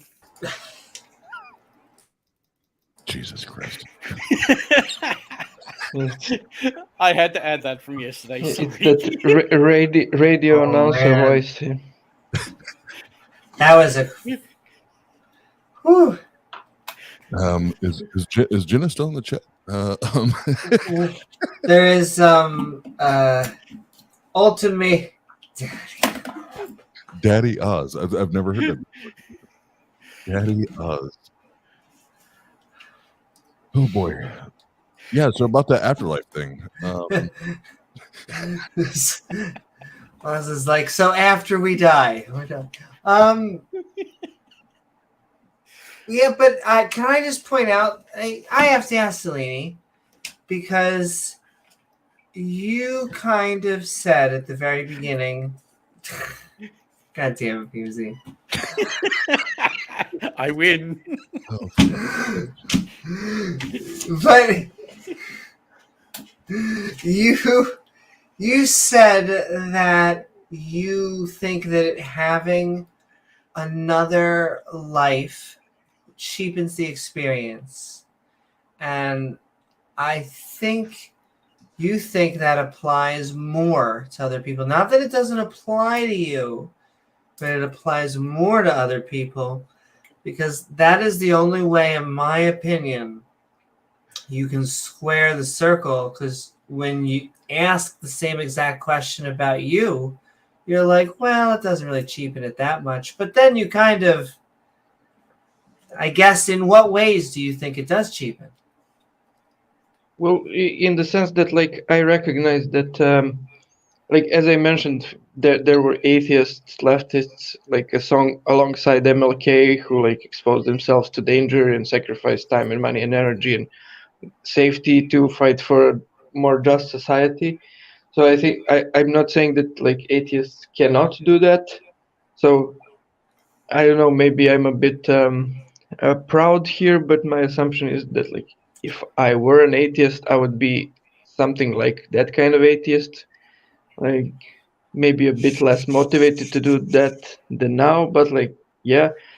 Can I tell you that people seem to, not always, but because I don't want to read too into archetypes and things like that, but I find that if you are evangelical for one thing and you deconvert, you end up being, or if you're evangelical, did I say devangelical? If you're evangelical for one thing, you end up being either a Dawaist if you convert, or you becoming a counter apologist, because it is kind of the who we are. It's why many preachers it's become this type of counter apologist. And so it doesn't surprise me that you say if you become an atheist. I mean, that, I hate to say, that almost excites me, because we could use more people on this side that are going to willing to sell doubt and to critical thinking and reason and evidence. We got a good product, like I was saying. And if I can, Amy, jump in there. Oh, absolutely. In fact, as a former charismatic evangelical Christian, oh Jesus fucking Christ, God, I'm sorry. You wrecked the whole stream. You wrecked the whole. You can blame that on Ultimate Judeo-Christian. And look on the bright side. At least I didn't call you Dada. As a former evangelical charismatic Christian. All right, no, I'll stop playing. No, as a former and radical evangelical Christian, the thought of afterlife was a very, very, real thing. But I was convinced for. I keep hearing him laugh. You broke Beamsy. But I believe for bad reasons. I believed in this afterlife simply because I was told, I was informed by parents, pastors, youth pastors, others in the church, and even going into using the book to try to substantiate their claims. But then when we take ourselves away from the book and we evaluate and we analyze the evidence or lack of evidence or reasons or the lack of reasons to believe that there is this thing called heaven or this thing that is called hell, it gets really, really shoddy really, really quick. And there's very, very little to lean on to even suggest that either of those ideas are true, or that those places exist. So the reason I say all that is, and please correct me if I say your name wrong. I'm not trying to be disrespectful or rude, but Zeleny, I'm not sure how to say that, so you can correct me. But what good reason do you have? Like what has convinced you to think or believe that there is this afterlife, that there may be a heaven or there may be a hell? Well, it's not really a name. Like my username is just a random 2 words in my language that actually mean green juice, but it's random. Again, that's just me being respectful, so it's all good. Yeah. I mean, Zeleny, that doesn't matter really. And so the question about truth, I mean, I'm a philosophy guy. Like when I was younger, I went to a seminary. Then after seminary, like I got into an agnostic situation. And then went to major philosophy, and basically I accept my religious views mostly based on philosophical arguments. So I would like accept things about the mind and the afterlife based on basically philosophical arguments. Yeah. I mean, but that's kind of a different topic. I mean, well, and that's what I was gonna say. Did like what? Because my question was, why are you convinced? What convinces you that there may be this afterlife, whether it's heaven or hell? And if philosophy is what got you there, how did philosophy get you to an afterlife? well, I think there are good philosophical arguments that God exists, and good philosophical arguments that against materialism, that our mind is not material.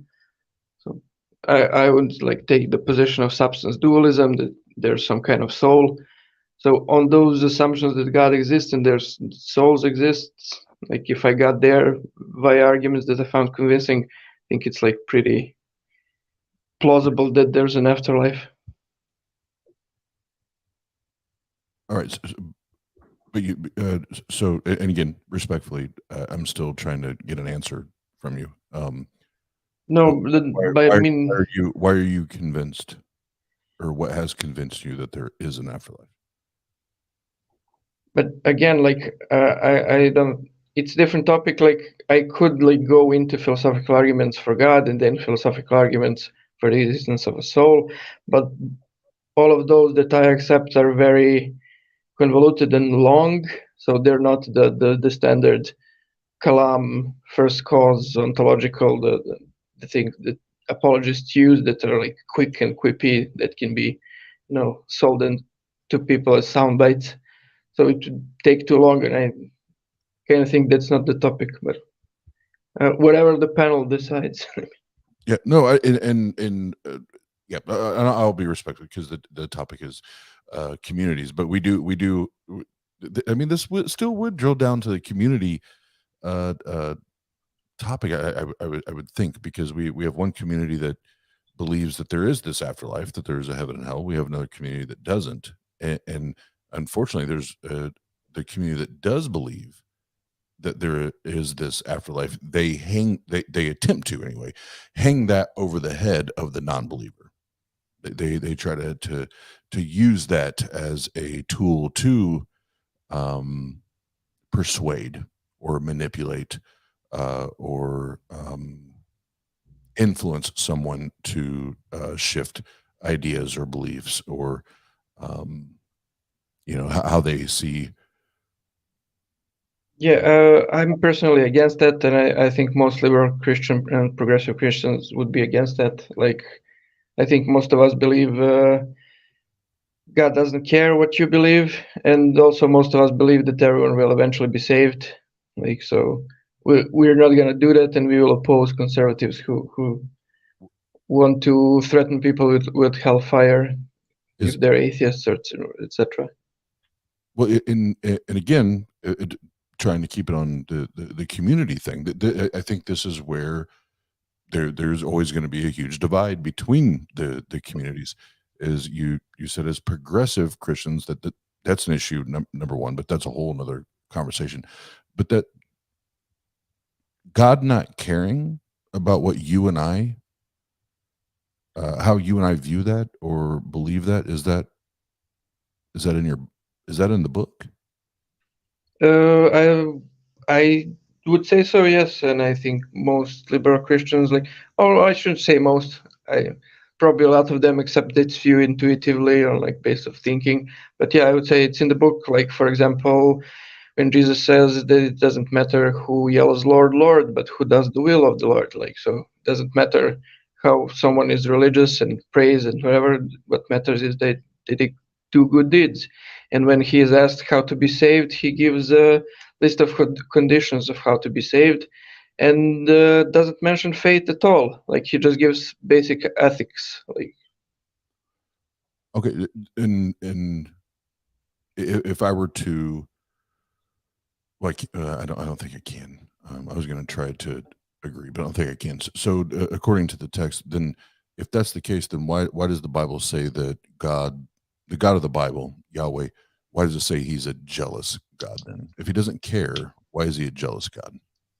Yeah, the core view of liberal Christianity is rejection of biblical inerrancy and acceptance of the higher criticism of the Bible, which means taking into account the cultural context. That would be one of the main points. So we would, for a lot of things, especially in the Old Testament, say they don't reflect the truth of God. They reflect the cultural context of the writers and their personal opinions. Okay, and how did you come to know that your interpretation or the denomination, or what have you, how did you come to know that you and the people that are in your sphere of influence, how did you come to know that you guys you all have the true interpretation, and everyone else is incorrect or mistaken? Well, from a general point, most of liberal Christians will say they're Christians because of the preachings of Jesus, and not because they worship a book and think it's literally true. So that's a difference in approach that's fundamental. And secondarily, about who has the correct interpretation, there are a lot of liberal theologians that will give a biblical case against biblical inerrancy. So pointing out the contradictions and saying like you can't accept both, like you have to choose which is true and which is not. Like pointing out things that no Christian accepts literally, such as the anthropomorphic descriptions of God. Pointing out the fact that some parts of the Bible talk about the corruption of other parts of the Bible. Jeremiah says that the Pentateuch has the corrupted text. Paul says that the entire Old Testament is either shadows and murky images, or on another place he says it's figurative, that the history described there happened figuratively. Jesus says that no one before him knew God, that you can only know God by the Son who reveals him, so thereby implicitly denying that people looking at the Old Testament can know God and the character of God. So there's biblical arguments why you shouldn't accept various biblical parts as true. Like this was historically, it's a historical tradition to use allegorization, but like in modern times, liberal Christians just like take the route of saying, well, those are just simply opinions of the authors and not true.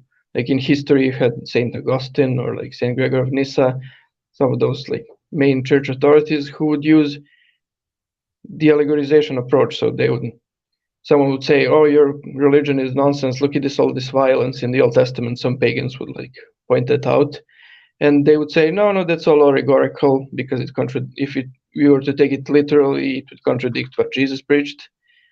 And like Augustine, for example, even concedes that science like has a bearing on how we interpret the Bible, and he said that we should interpret things allegorically if they contradict science, etc. Do you think the Apostle Paul was a progressive Christian or more of a fundamental like he interpreted that he would interpret the word or his experience to be literal? Yeah, there's contradictory stuff in the Pauline epistles, so depending on which epistles we think are authentic, like the answer would be different. Like there's a case by some contemporary liberal theologians, I think it's called The Original Paul, the book by Dominic Crossan and another author, like where they take the scholarly view that 7 of the epistles are authentic, 7 are not, and they try to systematize the differences in theology and ethics in those two groups. I didn't read the book, so I don't know if they succeed in showing that the authentic epistles are actually progressive and the later non-authentic pseudo-epigraphic ones are not. But like that's an approach that some liberal Christians take. So and Green Juice, the aspect of what you just said in the Old Testament is contradicted by the New Testament. That statement is immediately contradicted by Matthew 5:17. Can you read the verse? I don't know it by heart. Do not think that I have come to abolish the law or the prophets. I have come to abolish them but to fulfill them. It is when Jesus was speaking. Yes. So the thing there is, what law is he talking about? Like, so the interpretation of conservative Christianity, he's talking about the Old Testament and the text as we have it now.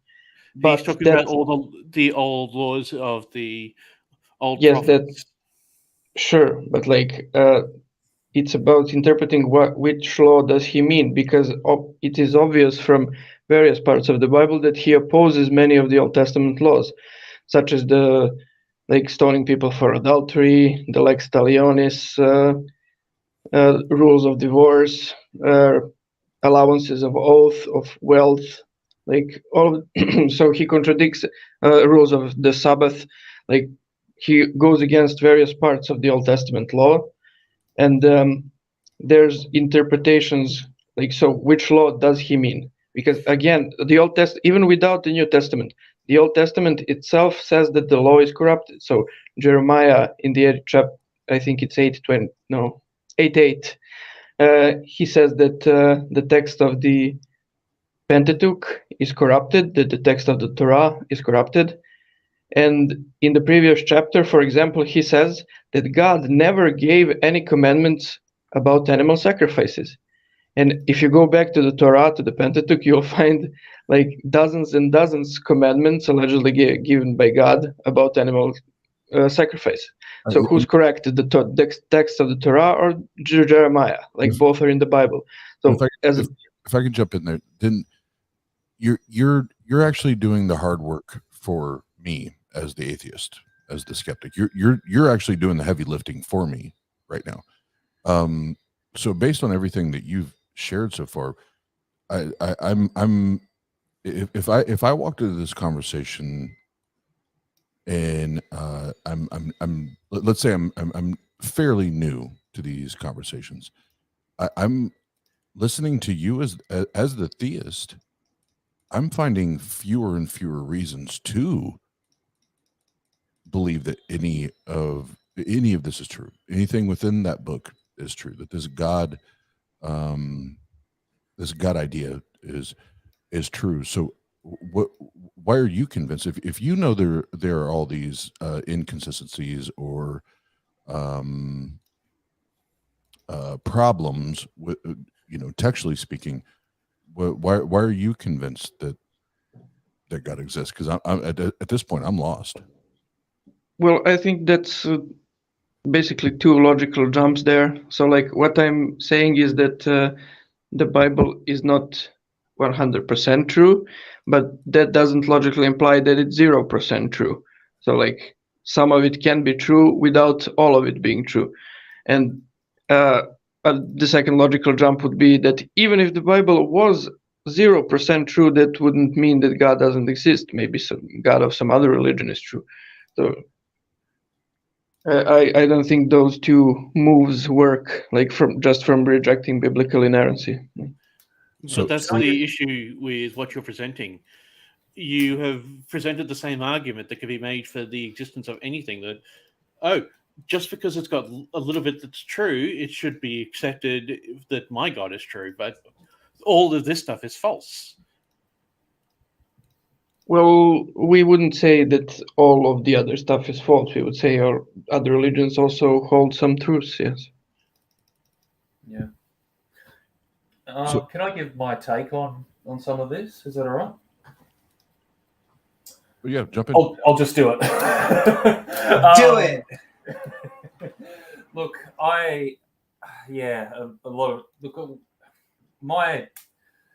when I was coming out of Christianity, well, even for most of the time I was actually in ministry, I kind of, when you say you're doing all the work for me kind of thing, I think I know what you mean, in the sense that, okay, I'm trying to find my way to secular humanism through a Christian paradigm. I'm trying to get to a place where my values and my ethics are consistent with secular humanism, but I can keep the some of the Christian ethos. And I don't know, for me at least, and I think for a lot of people, and this is what you might distinguish the psychological upper hand, if you want to put it like that, that religious institutions may have over secular ones, is that just the power of the psychological construction of God. It's just, it's tremendously powerful. And just to have that notion of authority in your mind that, at least from your perspective, won't allow you to deceive yourself. I don't know. It's kind of, but I found that, similar to what you're saying, Oz, I think that at one point I just got to the point where I was, well, why do I need this psychological construction at all? I'm just going, I'm in the same place philosophically as I would be, whether I have it or not. So I don't know. Yeah, like Zeleny, how would you identify? What distinctions would you draw from your Christian ethos to that of secular humanism? If that's not too much of a derailment of the flow of the conversation. I don't know. I mean, I can answer.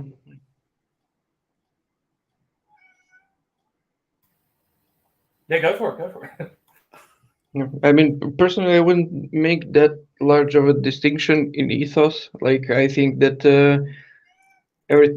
more ethically, things that liberal Christianity says, like, I would personally, and I think a lot of liberal Christians, other than me, would accept, like, would say that it matches what you can reach without religion, so just philosophically, and that's like a big reason why we accept it.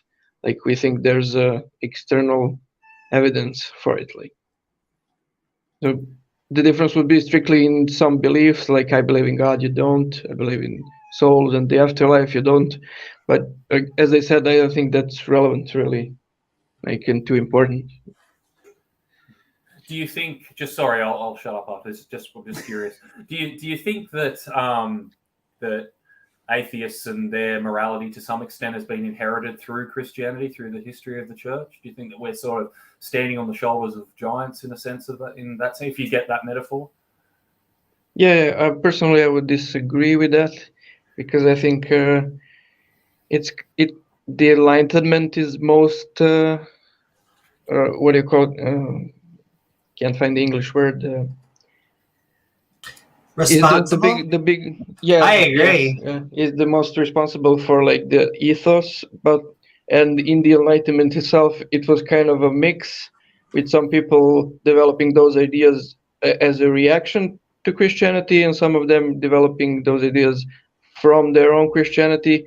And I think it could be said that the first group was actually more numerous in the Enlightenment. Like, so. Yeah, beautiful. Do you find that? Bringing it back to community, do you find? Do you go to church, Zeleny? Do you have a community that's fairly that you of like-minded Christians that think this way?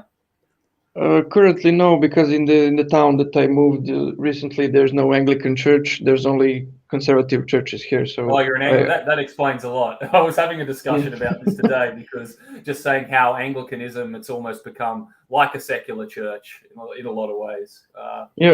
So if I could make like. I'll shut up. Thanks, Zeleny. Appreciate it. If I could, like, just make 2 points about community that I, like, wanted to say. So there was talk, for example, about fracturing. I think liberal Christianity is a nice example of the opposite of that.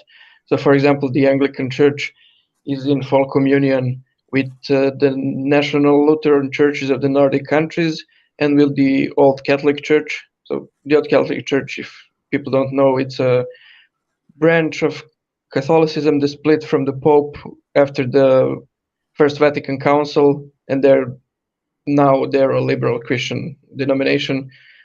They exist mostly in Europe. But there's this tendency of unity in liberal Christianity that's the opposite of what happens in conservative Christianity. Like, they tend to, even when they agree on cultural issues, they will, like, bicker and split over doctrinal details, Yeah, and, like, if another point about community that I think is neat is the Unitarian Universalists. Like, they're a weird church, and they accept atheists. A bunch of atheists go to UU churches.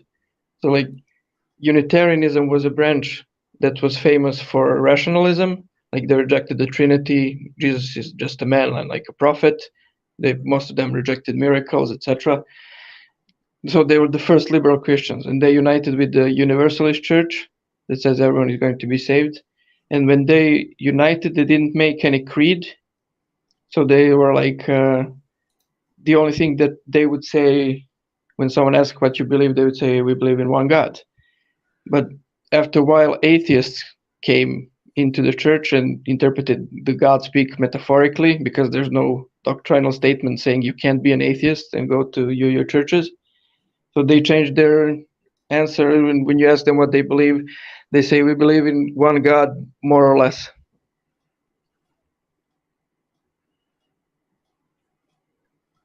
And I hope that's the way it goes. Yeah.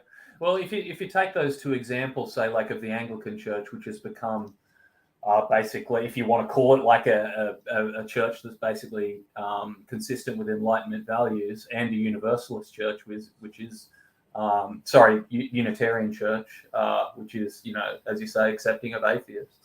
If they can do community as well as any other church that is more based around biblical literalism or whatever, that would seem to suggest that we can do it as well as they can, or as Amy says, we do it better. Yeah. Woohoo! Well, before I'm gonna have to leave here soon, but I'll just throw a big old wrench in the entire conversation and separate the communities immediately. Jesus is a myth. Hashtag Jesus is a myth. He's also a composite. But he's a myth. Yeah. Yeah, he's also a composite. But thank you so very much, Oz. Sending love to you. Sending love to the freaking entire Tang Gang. Woo-hoo. Thanks, Oz. I want to actually, I'm going to send it up. I have it pinned in chat. I should be. Yeah. That's right. Jesus is a myth. And I'm going to keep on saying hashtag prophets are a myth. But that link, I'm going to send it right back into chat as well. It is pinned. You should be checking out Oz's Devil's Night. Yeah, Cool boy. name. And the album dropped on Devil's Night. And thank you for your presence, Daddy Oz. Jesus fuck. Oh my. You know what? You're welcome. You're welcome. Oh, Thanks, Dada. And you can rewind this over and over again and play it over and over and over.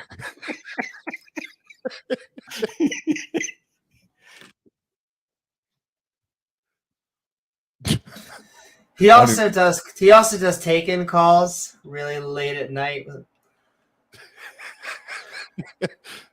I have a phone line you can call. That's right. Yeah. All right. Yeah. I'm gonna dip out because I feel like Beamsy's gonna get me in trouble. So. But Night Oz, it was lovely having you on, and hashtag Tang Gang. Tang Gang. Love y'all. Appreciate y'all. Woo! I seem to be good at that. We are going to stay on for another 30 minutes. I'm not sure if we're going to make it past the TOS for 30 minutes, but we're going to try. So sending love to Oz, sending love to Jena, sending love to Biddy Buddha. Shane the Skeptic was hanging out with us. Trying to think. I know Uncle Beck. Yo, student Dr. Ben. Sending love to him. He is doing amazing things out there. Woo! Touches of clutches. What is up? Yo, I'm only allowed to make that joke once a month, or else. But it is true. Listen, some things you need to add water to. Sometimes you are in a desert. Sometimes it is the sand beneath your feet. Sometimes it is your partner. But that's okay. I've had to have the most surreal experience ever in the past, few weeks, though that keeps on happening, which was that Alex Jones was the sane person in a conversation, and I agreed with Ben Shapiro for a good 20 minutes of a conversation. It's very weird. It's like a clock hitting. Yeah, you probably agreed with him until he started talking. Well, he started talking. It's sad that it takes them to be directly obvious, and when I mean them, I mean reactionaries, to be directly obvious. It takes an Alex. Anyway, we already talked about that in the last stream. And I want his fading star to fade. As much as I would like to blame the space lizards for doing that, I think it's just him. What? What? Oh no, Soros also says a little bit. Okay, they take a little bit of credit. I have a feeling that by the end of the month, everyone within the Tang Gang is going to start calling Oz Daddy Oz from that. Well, like, I don't think Oz and Jena were there for the stream, and that is a good thing.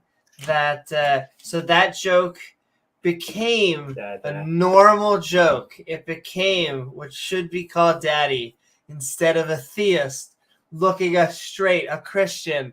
I imagine looking us straight in the face because his camera wasn't on, and just saying, us asking the question of, who are you having this relationship with? What do you call God when you're having sex with him?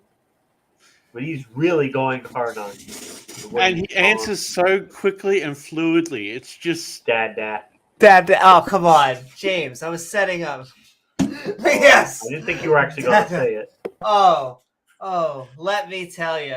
Because it is like there are numerous ways that you can call your partner. And, hey, listen, at least we know that the five of us exist. So we have that going for us.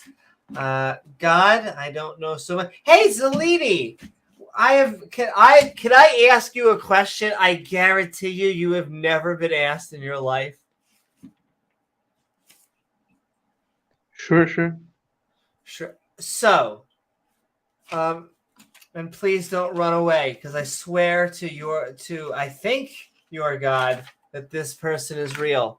But like, have you ever, been in such a relationship with your God that you have been able to, man, I'm trying to think what the technical non-dirty word is, but there really isn't. So I'm going to say three times I've said this today. There's no PC way of saying it. Has your God ever made you reach orgasm? Touch you in your naughty parts? No, not really. No? Well, I'll tell you. There's a theist out there that has a personal relationship that...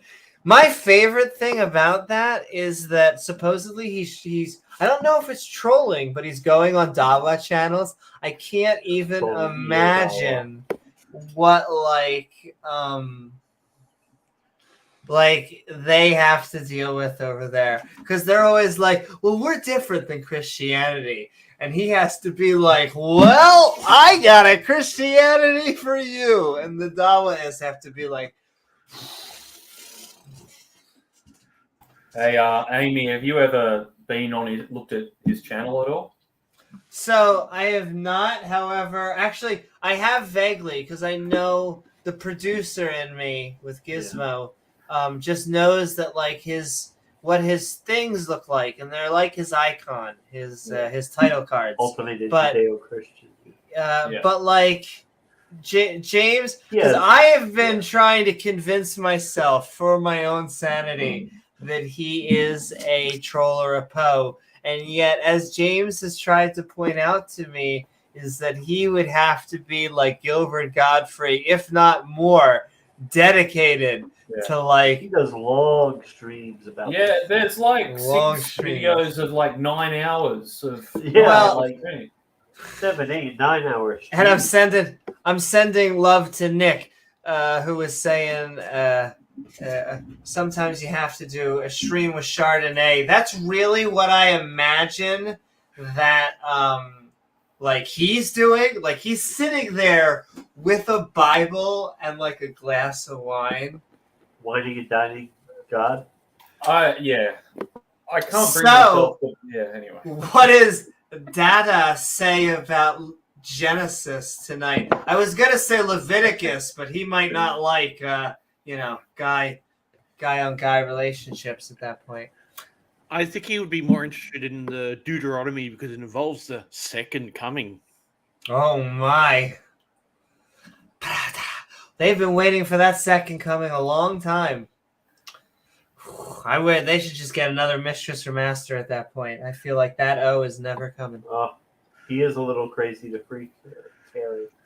The unfortunate thing is, I don't think he's either a troll or a Poe. Yo, this is the thing that, James, you have to appreciate, right? We have come across some fascinating individuals. Eccentric characters, yeah, let's just say. He's either so extremely committed to it, or he's just so high on the Dunning-Kruger effect it's not funny. I don't know. No, I was just going to say, it seems, this is going to be a bizarre expression to use, but it seems too good to be true. Every time it's like he delivers the punchline exactly what you want every opening. It just seems, I can't bring myself to believe that it's genuine. Yeah, I can't believe that he's being genuine, but at the same time, how much effort has he put into it? There is a point in which there's too much effort for a troll. Well, yeah, for a troll. I mean, about Daniel Day-Lewis and his dedication, for example, in My Left Foot, how, in between sets, he'd still be in that disabled state. The lengths that method actors go to, to maintain character and stuff like that. But that he would have to be on that level to be. He would have to be like one of the top deadpan comics of our era. Yeah. So.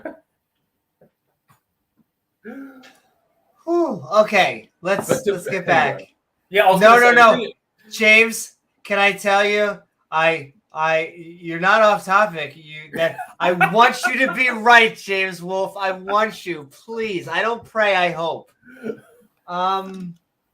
I would actually want him to be a troll. Absolutely. That's what we keep hoping 100%. That we'll break him. We'll get him to break character, but he never does. Because he did. Well, that's the thing, is that at a certain point it did feel like it was too good to be true. Like, he was setting me up. Like, as a comedian, oh my goddess. Like, really? Like, I'm trying to think of the exact question and answer that he gave me, but it was fantastic. It was the Flamme Lignon of theology, because any other Christian in that room would have walked out. Like, it doesn't matter. It could have been like they were on a plane there was nowhere else. They still would have been like, I'm not associating myself with that, and just run out. Yes. But yes, this is the timeline that we're in. Thank you so very much, Duchess, for all that. It is always interesting. I have such an immunity towards it. This will be my only time I talk, I guess, because it always triggers them. Why do you always talk about identity politics? BT Dubs, let's talk about your. And they always, they say a million trans things, and then if you respond to them, they also complain about it. So I have a few different ways of handling it. Which one you ignore, the other is you can kind of kill them with love, which actually seems to sometimes confuse and then work. I have found that I've had numerous people who have asked the what's a woman, and I've basically answered, and then I add something onto it. This is very important. If you're trans, just try this. I add something like, also, how is your day going? Has nothing to do with the topic. It's always completely irreverent. It's always completely personal. And yet, every time, somehow it gets them off topic. I've had them it's surreal. I've had 2 people apologize to me. Literally go, I'm sorry for asking that. That was inappropriate. I was just trying to... Just because I asked how their day was going. I have no idea why this... Maybe it's just a human connection. But if you need your pro tip and a a reference from the 90s to date me, then there you go. Also, God, woo! Good night, Daddy Oz. Oh my lordy. Hashtag Tang Gang, yo. Hashtag Jena the Queen of Production and the entire bunch. I do hope I wasn't making Jena cry too much. Oh, I think it's going to take more to make Jena cry. Maybe in laughter. That's what I was saying. I hope she wasn't laughing too hard and crying that much. Also, hi. What's up, Command Cyborg?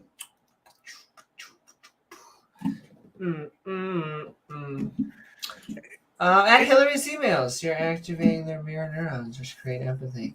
Woo! Yes, I'm hoping that is what I think is happening, and I mean it, because if I fought with them or gave them a bullshit, if I did something like other than that, I swear they would be in like fight or flight mode. We'd be arguing, and yet because they have to talk about themselves to me and we connect for like a split second, I swear.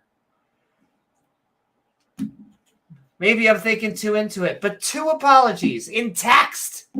Text is like the hardest thing to do. It's such a flat, cold thing. They just found this, except for this. YouTube notifications, though, boom!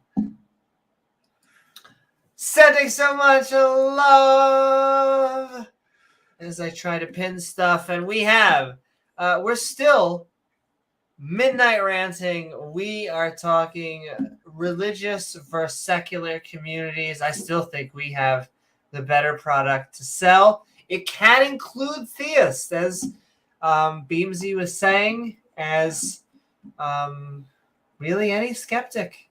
Come on board. Be part of the skeptic and ranting community.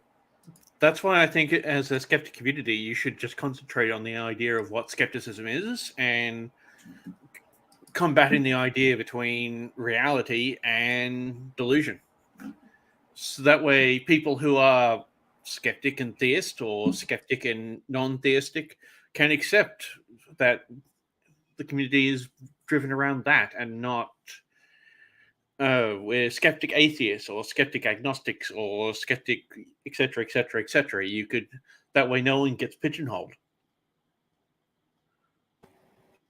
We're always got a slight slant towards the I see what you mean.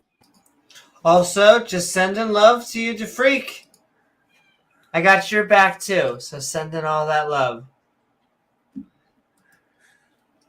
But in the end, you come down to the basic principle of, in a perfect world, a good man will do a good thing and a bad man will do a bad thing. But it takes religion to make a good man do a bad thing. Amen. But I think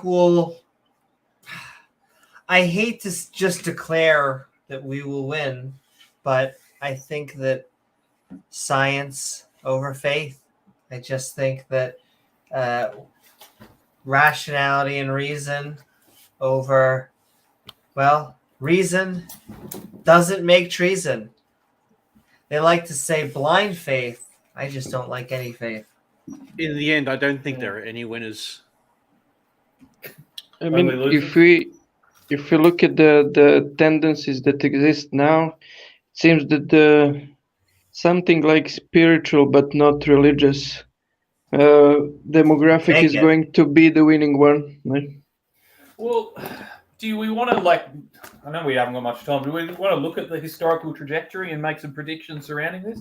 I mean, you were saying you were mentioning Islam and how that might become the dominant religion. It might be secularism versus Islam at some stage, Amy. But I was thinking, okay, well, you've got the US and South America who are very still strong, quite devoutly Christian, yeah. Yeah, you've got but even I think, but I tend to think it's still in decline. I agree. I was gonna say, I think in almost all records, in all metrics, it is going in the right direction. I think it's going going to take longer than we wanted. However, the only way to accelerate that is to, once again, do what we're doing right here. Yeah. Well, I think that I think that if that's going to be the dominant religion at the end of this century, I tend to think that it's going to have to go through a significant philosophical reformation. Oh, absolutely. So it is going to go, we all think that it's different. The way that we are going to, I hate saying defeat because it really makes it sound like we're trying to kill people, but it's really just get rid of the religion. So the way to get rid of the religion is to do not to treat it special, but to treat it like all the others that we did and just secularize, liberalize, all of the things that they fear that is like basically empathy, fairness, kindness. Oh no, it was a Hollywood movie where they learned to all come together and share. Yeah, that. But also $5 from Pivo as we possibly move out into the stars. Will belief be left behind? Will stellar societies take fundamentalism with them? So I'll tell you that the answer, I hope, is no. But of course, unfortunately, it has to be a maybe because we can't guarantee that. So I think that fundamentalism is one of the main reasons. I think it's a Futurama episode where they gain access to some sort of time machine and they're just looking at civilization as they throw their technology back. And so they start just picking up random items and they throw. And as they're throwing it back in time, their civilization is becoming more and more advanced until they're basically, you can see like this spacefaring thing. And then someone's like, screw all of this. And they just throw a Bible into the portal and it just goes right back to normal. And yeah. But we'll see. You know, will we take our false positives with us elsewhere? We can, because that's what I view religion as. Our anthropomorphic false positives. Just think of it as our Thors. If you just map that, like they think we make the little G's and the big G's. Don't you get it? This one can shoot lightning bolts and this one creates universes. It's the big G among all the little G's.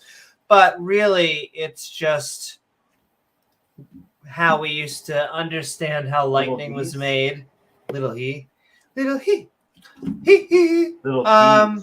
Little D's. I think most people, like evolutionarily, one could say, like want stuff like religious beliefs about some kind of God, some kind of afterlife, and that's what I think. Like, who's gonna win? That, like, when you look at, for example, North European countries or Japan, like they seem to have reached a high level of secularization, but that didn't lead to a huge jump in atheism. Most people are nominally religious, so like they're religious in a general sense. They interact with their religious institutions maybe once or twice a year, like for big events such as marriage or like funeral when someone dies. But that's basically it. Like I think that's the community that's gonna win out. You're saying the spiritual but not religious community. Well, yeah, kind of, or like nominally religiously. I half agree with you because I think there's a transition. What here? No. I think that it goes fundamentalists give birth to the metaphorical and spiritual, and then those give birth to the atheists. It's not always like that, but like it is this good transitionary stage because it's hard to be an atheist in a fundamentalist house, and it's generally the metaphorical. Like, I came to my mom and I was like, I don't believe in God, and she's like, oh, I don't, whatever, just please, let's not talk religion. And I've never spoken to my dad about religion since I was 13, probably 12, 13. Yeah. So I don't know. Yeah. It's complicated like that. But I understand. I think that I want the metaphorical spiritual. If I had to pick that or the Fundy, like we always say that we give the Fundies points because they are actually taking the fan fiction literally, and so they actually read that it says. Well, it doesn't say 6,000 years. Just Bishop Usher just like he just ran. He just tried to collect all these numbers, and then everyone says that all the Fundies say it. But like, I'd rather a scientific theist who is not harming society, who just like goes to church and like every Sunday it's like a reason to wear fancy clothing. Cool. Go do that. I feel bad that there's almost a condescending tone to my voice. However, it's like, I don't know what else to say. It's not harmful, so I like it. I just I want to get people over that deistic line. I want to get people to be agnostic or atheist or I think it's agnostic. So many labels, so little time. I just want people to be skeptical. Thank you so very much, also Peebo, for all of the support. We'll see. We shall see. I'm hoping that we get over it and get to the stars, though. Well, yeah. I'm going to make a move at the moment, so I'm just going to say my usual last word of tacos and wish you all a good stream. Good night, Beamsy. We have 8 more minutes. Well, I thought, things like a nominal Christian or a spiritual atheist. Oh, sorry, a nominal Christian or someone who's sort of spiritual in kind of maybe, believes in some sort of wooey kind of stuff. And an atheist, maybe it's, these distinctions aren't particularly important. As you say, nominal Christian, someone who goes to church on Christmas or whatever, just for events. What I was just thinking then is how, the evolution creation thing, how much of a symbolic front line it is in this battle. Once they're over that line. Sorry, you're going to say something, Amy? Yeah, can I say what I call it is a proxy war. Like, it didn't have to be that way. I don't think the biologist and the physicist want evolution and the Big Bang to be a proxy war. However, it's kind of like the creationists have chosen these battlegrounds. Yeah. That's mostly a problem in USA, like in the West. Oh, sure. Yeah. Unfortunately. Also, thank you so very much, The Freak. Good stream. Shout out to James W. Boom, boom, boom. Thank you, The Freak. Thank you so very much, The Freak. And James is about to be doing a debate on slavery. January 11th, Wednesday. What's the actual topic? Yeah. What's the actual topic? Sorry, the debate. What's the exact wording, James? I think it's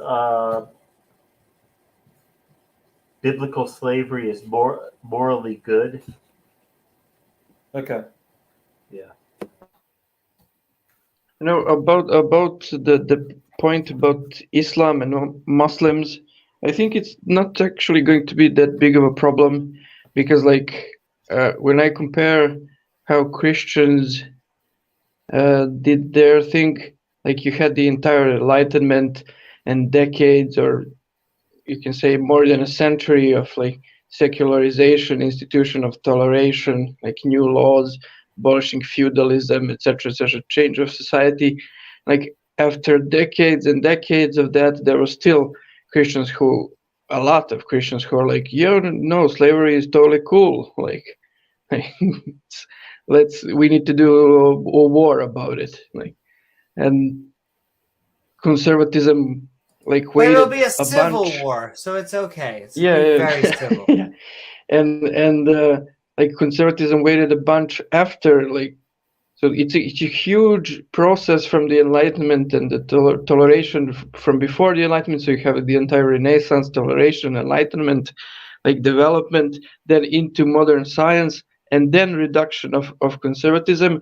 Whereas Muslims got like over their medieval views in a few decades in the 20th century. Like they're very quickly like entered their like moderate modernly conservative like and position. I'll tell you, the other problem is that there's a saying out there that you want moderate Muslims, and you do. That is true. However, moderate Muslims are not going to change the religion.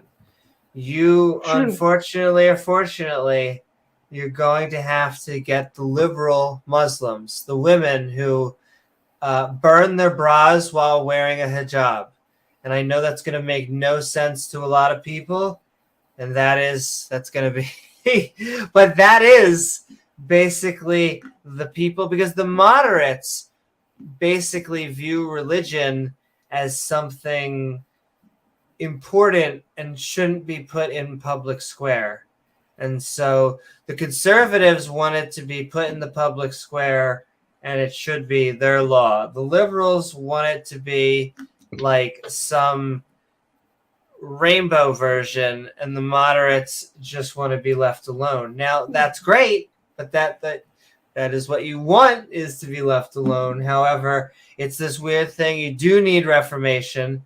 I think reformation is going to happen. It'll be those spiritual but not religious Muslims. And there's new movements, like it's a totally new thing in Islam, because they're like a few centuries, like they're kind of a few centuries late, like sure. due to the Enlightenment, but also, as I said, they caught up pretty quickly, like in the 20th century. But there's like, for example, an organization called Muslims for Progressive Values.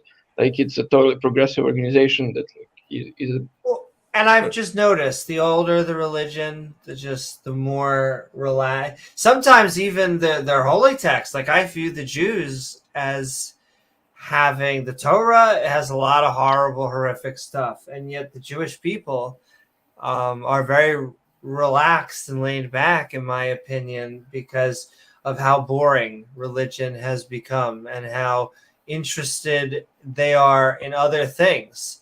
And so it's the same I have found with the Catholic Church, the Church of England. I think it's going to become the same with Sunni and Shia. It's just you got to work on it.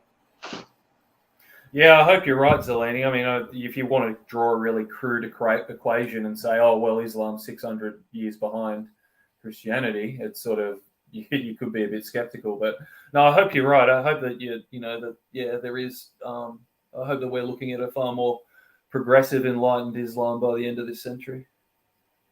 Well, like sociologically, like to drop some weird social science stuff, like there's like weird predictions that are widely accepted among social scientists that, for example, that by 2070 or 2080, the entire global population is going to reach like neutral birth rate. So we're not going to increase the world population anymore. And it's due to something called the demographic transition. And it happens to all societies, and like more and more societies have been going through all the stages of it. Like, and basically social scientists considered it a law. Like you can Google demographic transition. So like it depends on certain things such as availability of healthcare, having a good pension system, and having reproductive rights such as right to an abortion and the availability of contraception. And those things like tend to lead to demographic leveling, and tend to be correlated with social development, or we could say in a cultural sense, social progress. So like the prediction just based on sociology is that all societies are going to reach the demographic part like in 50 years, tops 60. Like, so by then there's bound to be, due to those demographic changes and like material changes in society, there's bound to be also huge cultural changes, especially with the internet. Like you have like in China, I think is a good example. They have a conservative society. They have a authoritarian structures that try to enforce conservatism. Like we need to censor all this effeminate nonsense. Like we need to make men strong, whatever they want to. Like Not speak to about. mention, did you know that there's actually a honey shortage because they're run by Winnie the Pooh? I don't know if many people know that. Yeah, but I just wanted to say that What? even with that I'm censorship, sorry. like I'm sorry.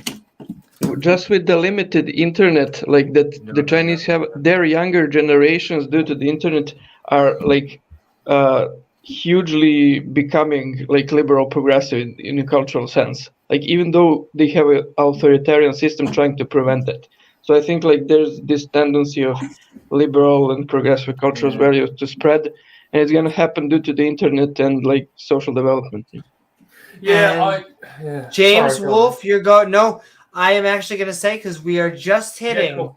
the 3 mark. So you. It seemed like you were in the middle of a thought, but after that, we are going to go into our midnight ranting outros.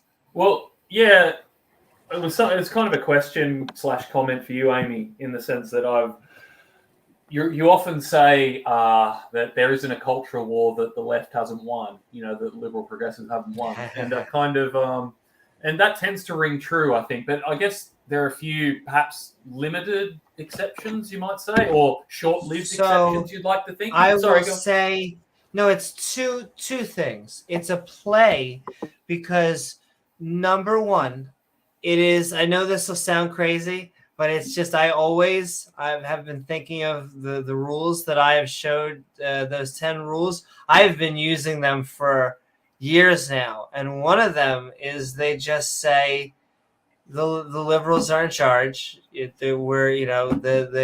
just inject hormones into every child the moment they come out of the uterus, and they just push you. You need to do as much race mixing as possible, and everyone needs to be gay. And you have to have an abortion every other month. They just think we're in control. And so if they think we're in control, I can just play with their mindset because they really believe it. Like, I know they really believe it because when I could just say some of them really believe it because some of them are just schmucks. Some of them are in so deep that they really believe it that I can just play with their mind. And if they think I control the world, I might as well just say that I do. And so there is a ring of truth in that the liberals do win culture wars because I've been saying this multiple times today. There's no politically correct way of saying it. The old die and new people take over.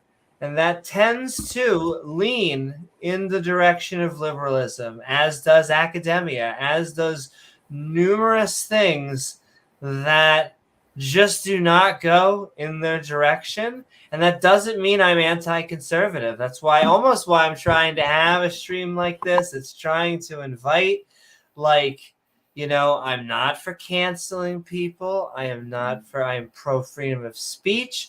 In fact, that's kind of what freedom is. We have to retame a lot of these, or the autocrats and the theocrats, when they push their narratives, then they win. But it's actually our values that took down a lot of this. When they talk about, us about to be, it's about to be LGBTQ, and then they're going to go after kids. No, it was the liberals who were the ones who made laws so children, at least in a lot of the Western countries, cannot work. They're not working in mines anymore and coughing, getting black lung. It was the West who made it so that there are multiple types of sex laws. And so it is us that get a lot of the actual awesome things that we want in the West. And all the things that they think are degenerate are actually a strength. Like a lot of the stuff, they hate us for like, oh, you want love and tolerance and fairness? I bet that's really strong. And it is. It's fucking badass. We need to stand up for how amazing all of these values are. There we go. There's my shtick. Sir, this conversation is being recorded. Yeah, okay, I guess I ended up having like, but we're gonna hand it over to everyone for outros. They'll have all their stuff.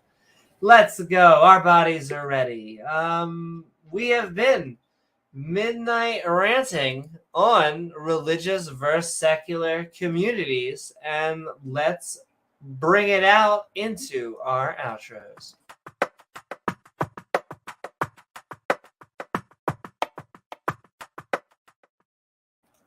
Woo! It was lovely having you on, Zelini. We have been Midnight Ranting on religious versus secular communities. Hope you had a fun time. And what are your final thoughts? Yeah, well, I could end with talking about end stuff. You know, Christians have various views about the end of the world. Like a popular view today is in America, the novels and the movies like Left Behind, stuff like that. They talk about the premillennial stuff. There's gonna be Jesus is going to come, and there's gonna be a millennium. This like society of a just and righteous society on earth. But a popular view that was an alternative in the 20th century was the post-millennial view that humans are going to establish a just and righteous society. Like we're going to ramp up the millennium, and then Jesus is going to return at the end of the millennium. And this was a very popular view among the so-called social gospel movement. And the social gospel movement is basically kind of the root of today's liberal mainline denominations in the USA. It's so common and accepted view in those denominations that no one even calls it a social gospel movement. It's just the normal way liberal Christianity is done. Like you want to improve society, and like this view that we're going to improve society, we're going to ramp up the millennium, like as history goes forward. I think that's actually what's happening, and that's what you mentioned about liberal values eventually winning, and like they seem to have a tendency to win, and they're gonna win out, and like universal love, tolerance, and compassion, humbleness, stuff like that are gonna eventually win out against the conservative and fundamentalist so-called values. Yep. Thank you so very much, Zelini. It was wonderful having you on. And all right, we're going right down the list. James Wolfe, lovely to have you on with us. We have been Midnight Ranting on religious versus secular communities. And what are your final thoughts? Yeah, thanks, guys. Yeah, I've had fun. Thanks heaps for the chats. I guess I'll jump around a little bit just in my outro. I wanted to touch on a couple of things that you were saying just then, Amy, about culture wars and stuff. And I tend to think, and I'm hoping that the exceptions to the rule, stuff like, I know there's more to it, but if you want to call, the theocratic revolution in Iran in 1979, if you want to consider that a successful culture war of the right, which is a bit dubious anyway, but if you want to go with that, I like to think it was short-lived. I like to think that we're seeing the beginning of the end for that regime and that sort of theocratic culture in Iran now. So yeah, even when there's exceptions to that rule, I tend to think that they're short-lived and they're reactionary and they're not revolutionary. You were talking about also just a moment ago, Amy, just about conservatism and how, and I sort of identify, there's certain parts of cancel culture that really don't resonate with me at all, that sort of have really ugly historical associations for me. And I used to actually call myself something of a conservative. A more classical conservative of the sort of Edmund Burkean mold, but I ended up just dropping that moniker altogether because I just found it way too misleading. You know, when you say you're a conservative, people think you're a radical nationalist now. You know, so basically, yeah. So I know this is off topic, but these are the few. Not at all.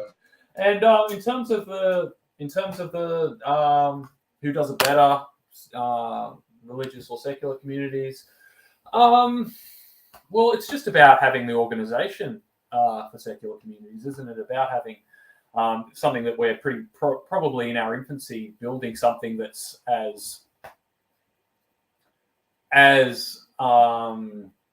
robust in the areas we want to be as religious institutions are. So, and I think that part of for whatever reason, the God concept has been really psychologically powerful as a figurehead for community-based organizations. But you know, I think that places such as this space and just various communities, philosophical communities, where we can build up our sense of existential richness. Sorry, word salad here, but things that we think we find fulfilling within religion, we can really find elsewhere in a more, in a more realistic sense. Sorry, I hope I'm being really convoluted, but yeah, it's just we've just got to get more organized, keep building this community, keep building this, and. Yeah, we'll be in a spot that's just as organized and just as competent as the religious has been. So, yeah, and I just want to say that this sort of, listening to you guys and just being able to contribute once in a while, it's been really important for me in my sense of community and being in touch with people who have similar ideas and to identify with. So, thanks, Amy Jones. Really appreciate it. Oh, well, we appreciate having you. Exactly, James. It has really been an honor to have you on. I feel like you are an important part of this community. I really do feel like we are slowly but surely finding our community. And so, thank you just so very much. Thanks, guys. Take care.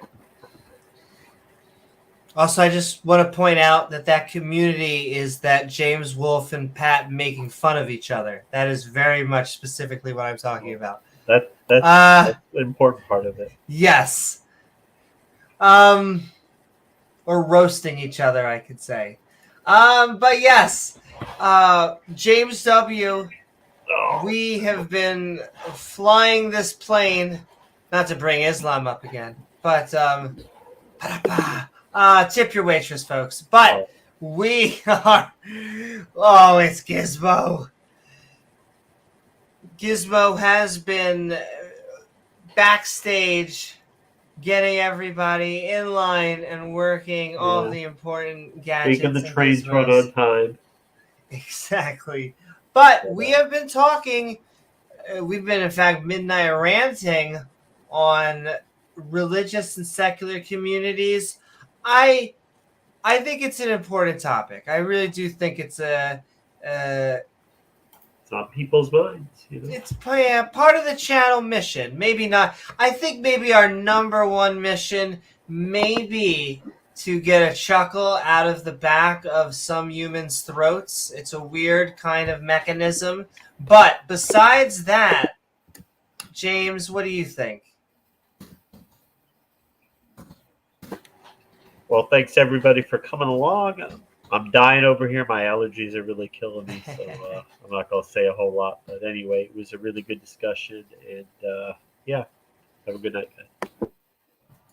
Mm-hmm. Thank you so very much, James. And I'm sorry that your allergies, because I definitely know that feeling. It's like being...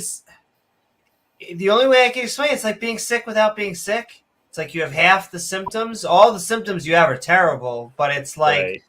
I don't know how else to better explain it, because I've had it a few times. Like half sick, yeah. Yes, it's like half sick. It still sucks, but yes. Cat alert. That's right, Gizmo. And I can't right now because she's sleeping. but Buttercup The kitty? is going to Oh, be, yes. there'll be Buttercup and Moonlight. There's 2 kitties behind these doors. However, one of them is being given to our friend, and then the other we just happen to randomly adopt because cats. Yes. Also, yay! Sending love to Ian Davenport. Thanks, Ian.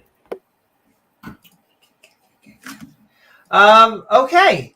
I think there's no big newses that I have, except for a bunch of new stuff is coming out. I'm gonna hit the streets again. More creative and comical. Oh yeah, I'll do this. I'll do this now instead, because I am starting to actually get more clients, and it's exciting, and I've been having fun working with people. So if you have something just very random, any subject that you would like to turn into a podcast, surprise, surprise, someone with the last name of Newman is producing people. And so head out to Fiverr if you would like, and I can do anything from a consultation to a standard to a completely custom way of helping design your podcast.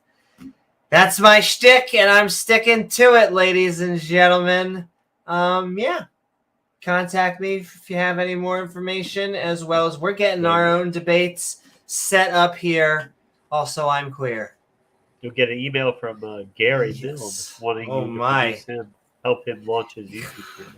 Yo, the fact that he does not, I don't even want to talk. Someone's already made these points before. Like I said, him and a bunch of other people, they're not content creators.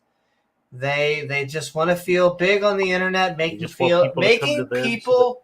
Well, I feel like making people cry, because a lot of their arguments aren't good. They're just wrapped in sophisticated language, and so it's all about berating people. But enough about those dweeb heads. Oh my, with spicy language like that, I don't know if I'm gonna survive the TOS. Woo! I was just thinking about this the other day. I cannot appreciate more that the word here and queer rhymes. Like, it's just that little thing. It just adds a little bit of spice. There's so many situations that people say here, and so many in which I can say queer. All right. Sending so much love, Ian Davenport. Sending so much love. I see James Wolfe out there, and freaking Flum and Michael Smith. Also beer. You want to grab Randolph Richardson. I had a beer. Yo, can I tell you what we were doing last night? We were making s'mores. We set up a fire and we made s'mores. Talk about family. Having a good time right there. And a beer. And I had a beer. The beer was just okay. Beer with a queer? A beer for queer. It was pretty fantastic. I love s'mores too. There's something about biting into that piece of chocolate with the melted marshmallow and graham cracker that is just holy. Yes. Anyway, announcements. I think that's about it. I already hawked myself. And what we had to do, and James W. has a debate coming up, and we're doing more debates and more content. And thank you to all the love that everyone gave, because it is giving us all of this, which enables us to do even more fun things.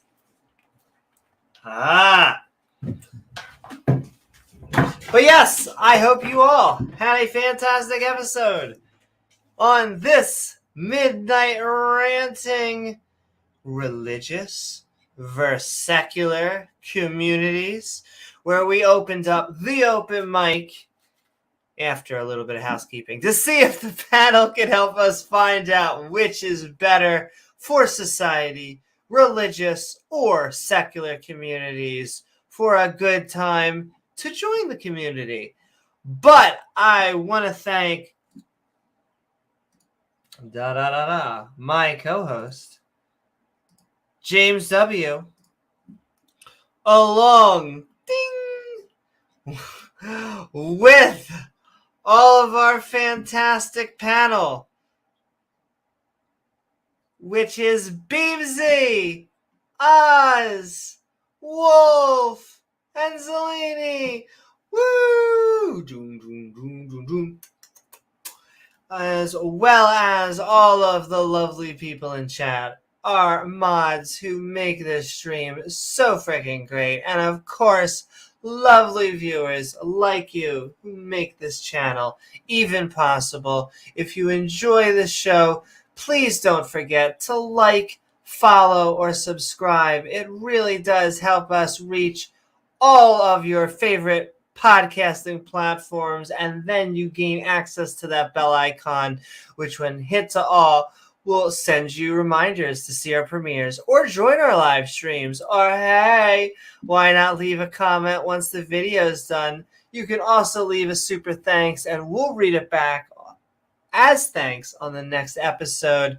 After the show, the Skeptic and Ranting Discord server opens up, the link of which is in the description below, along with our fantastic channel members. Though the best way to help us make even more content and try to unlock some unique perks is by heading down to our Patreon at patreon.com/Amy Newman. I am Amy Newman, and I also like shoes on my head. We're finally starting to make some ground here. But I am Amy Newman, and we will see you all in the next episode of Skeptic Ball Z. Good night, everyone. Mwah.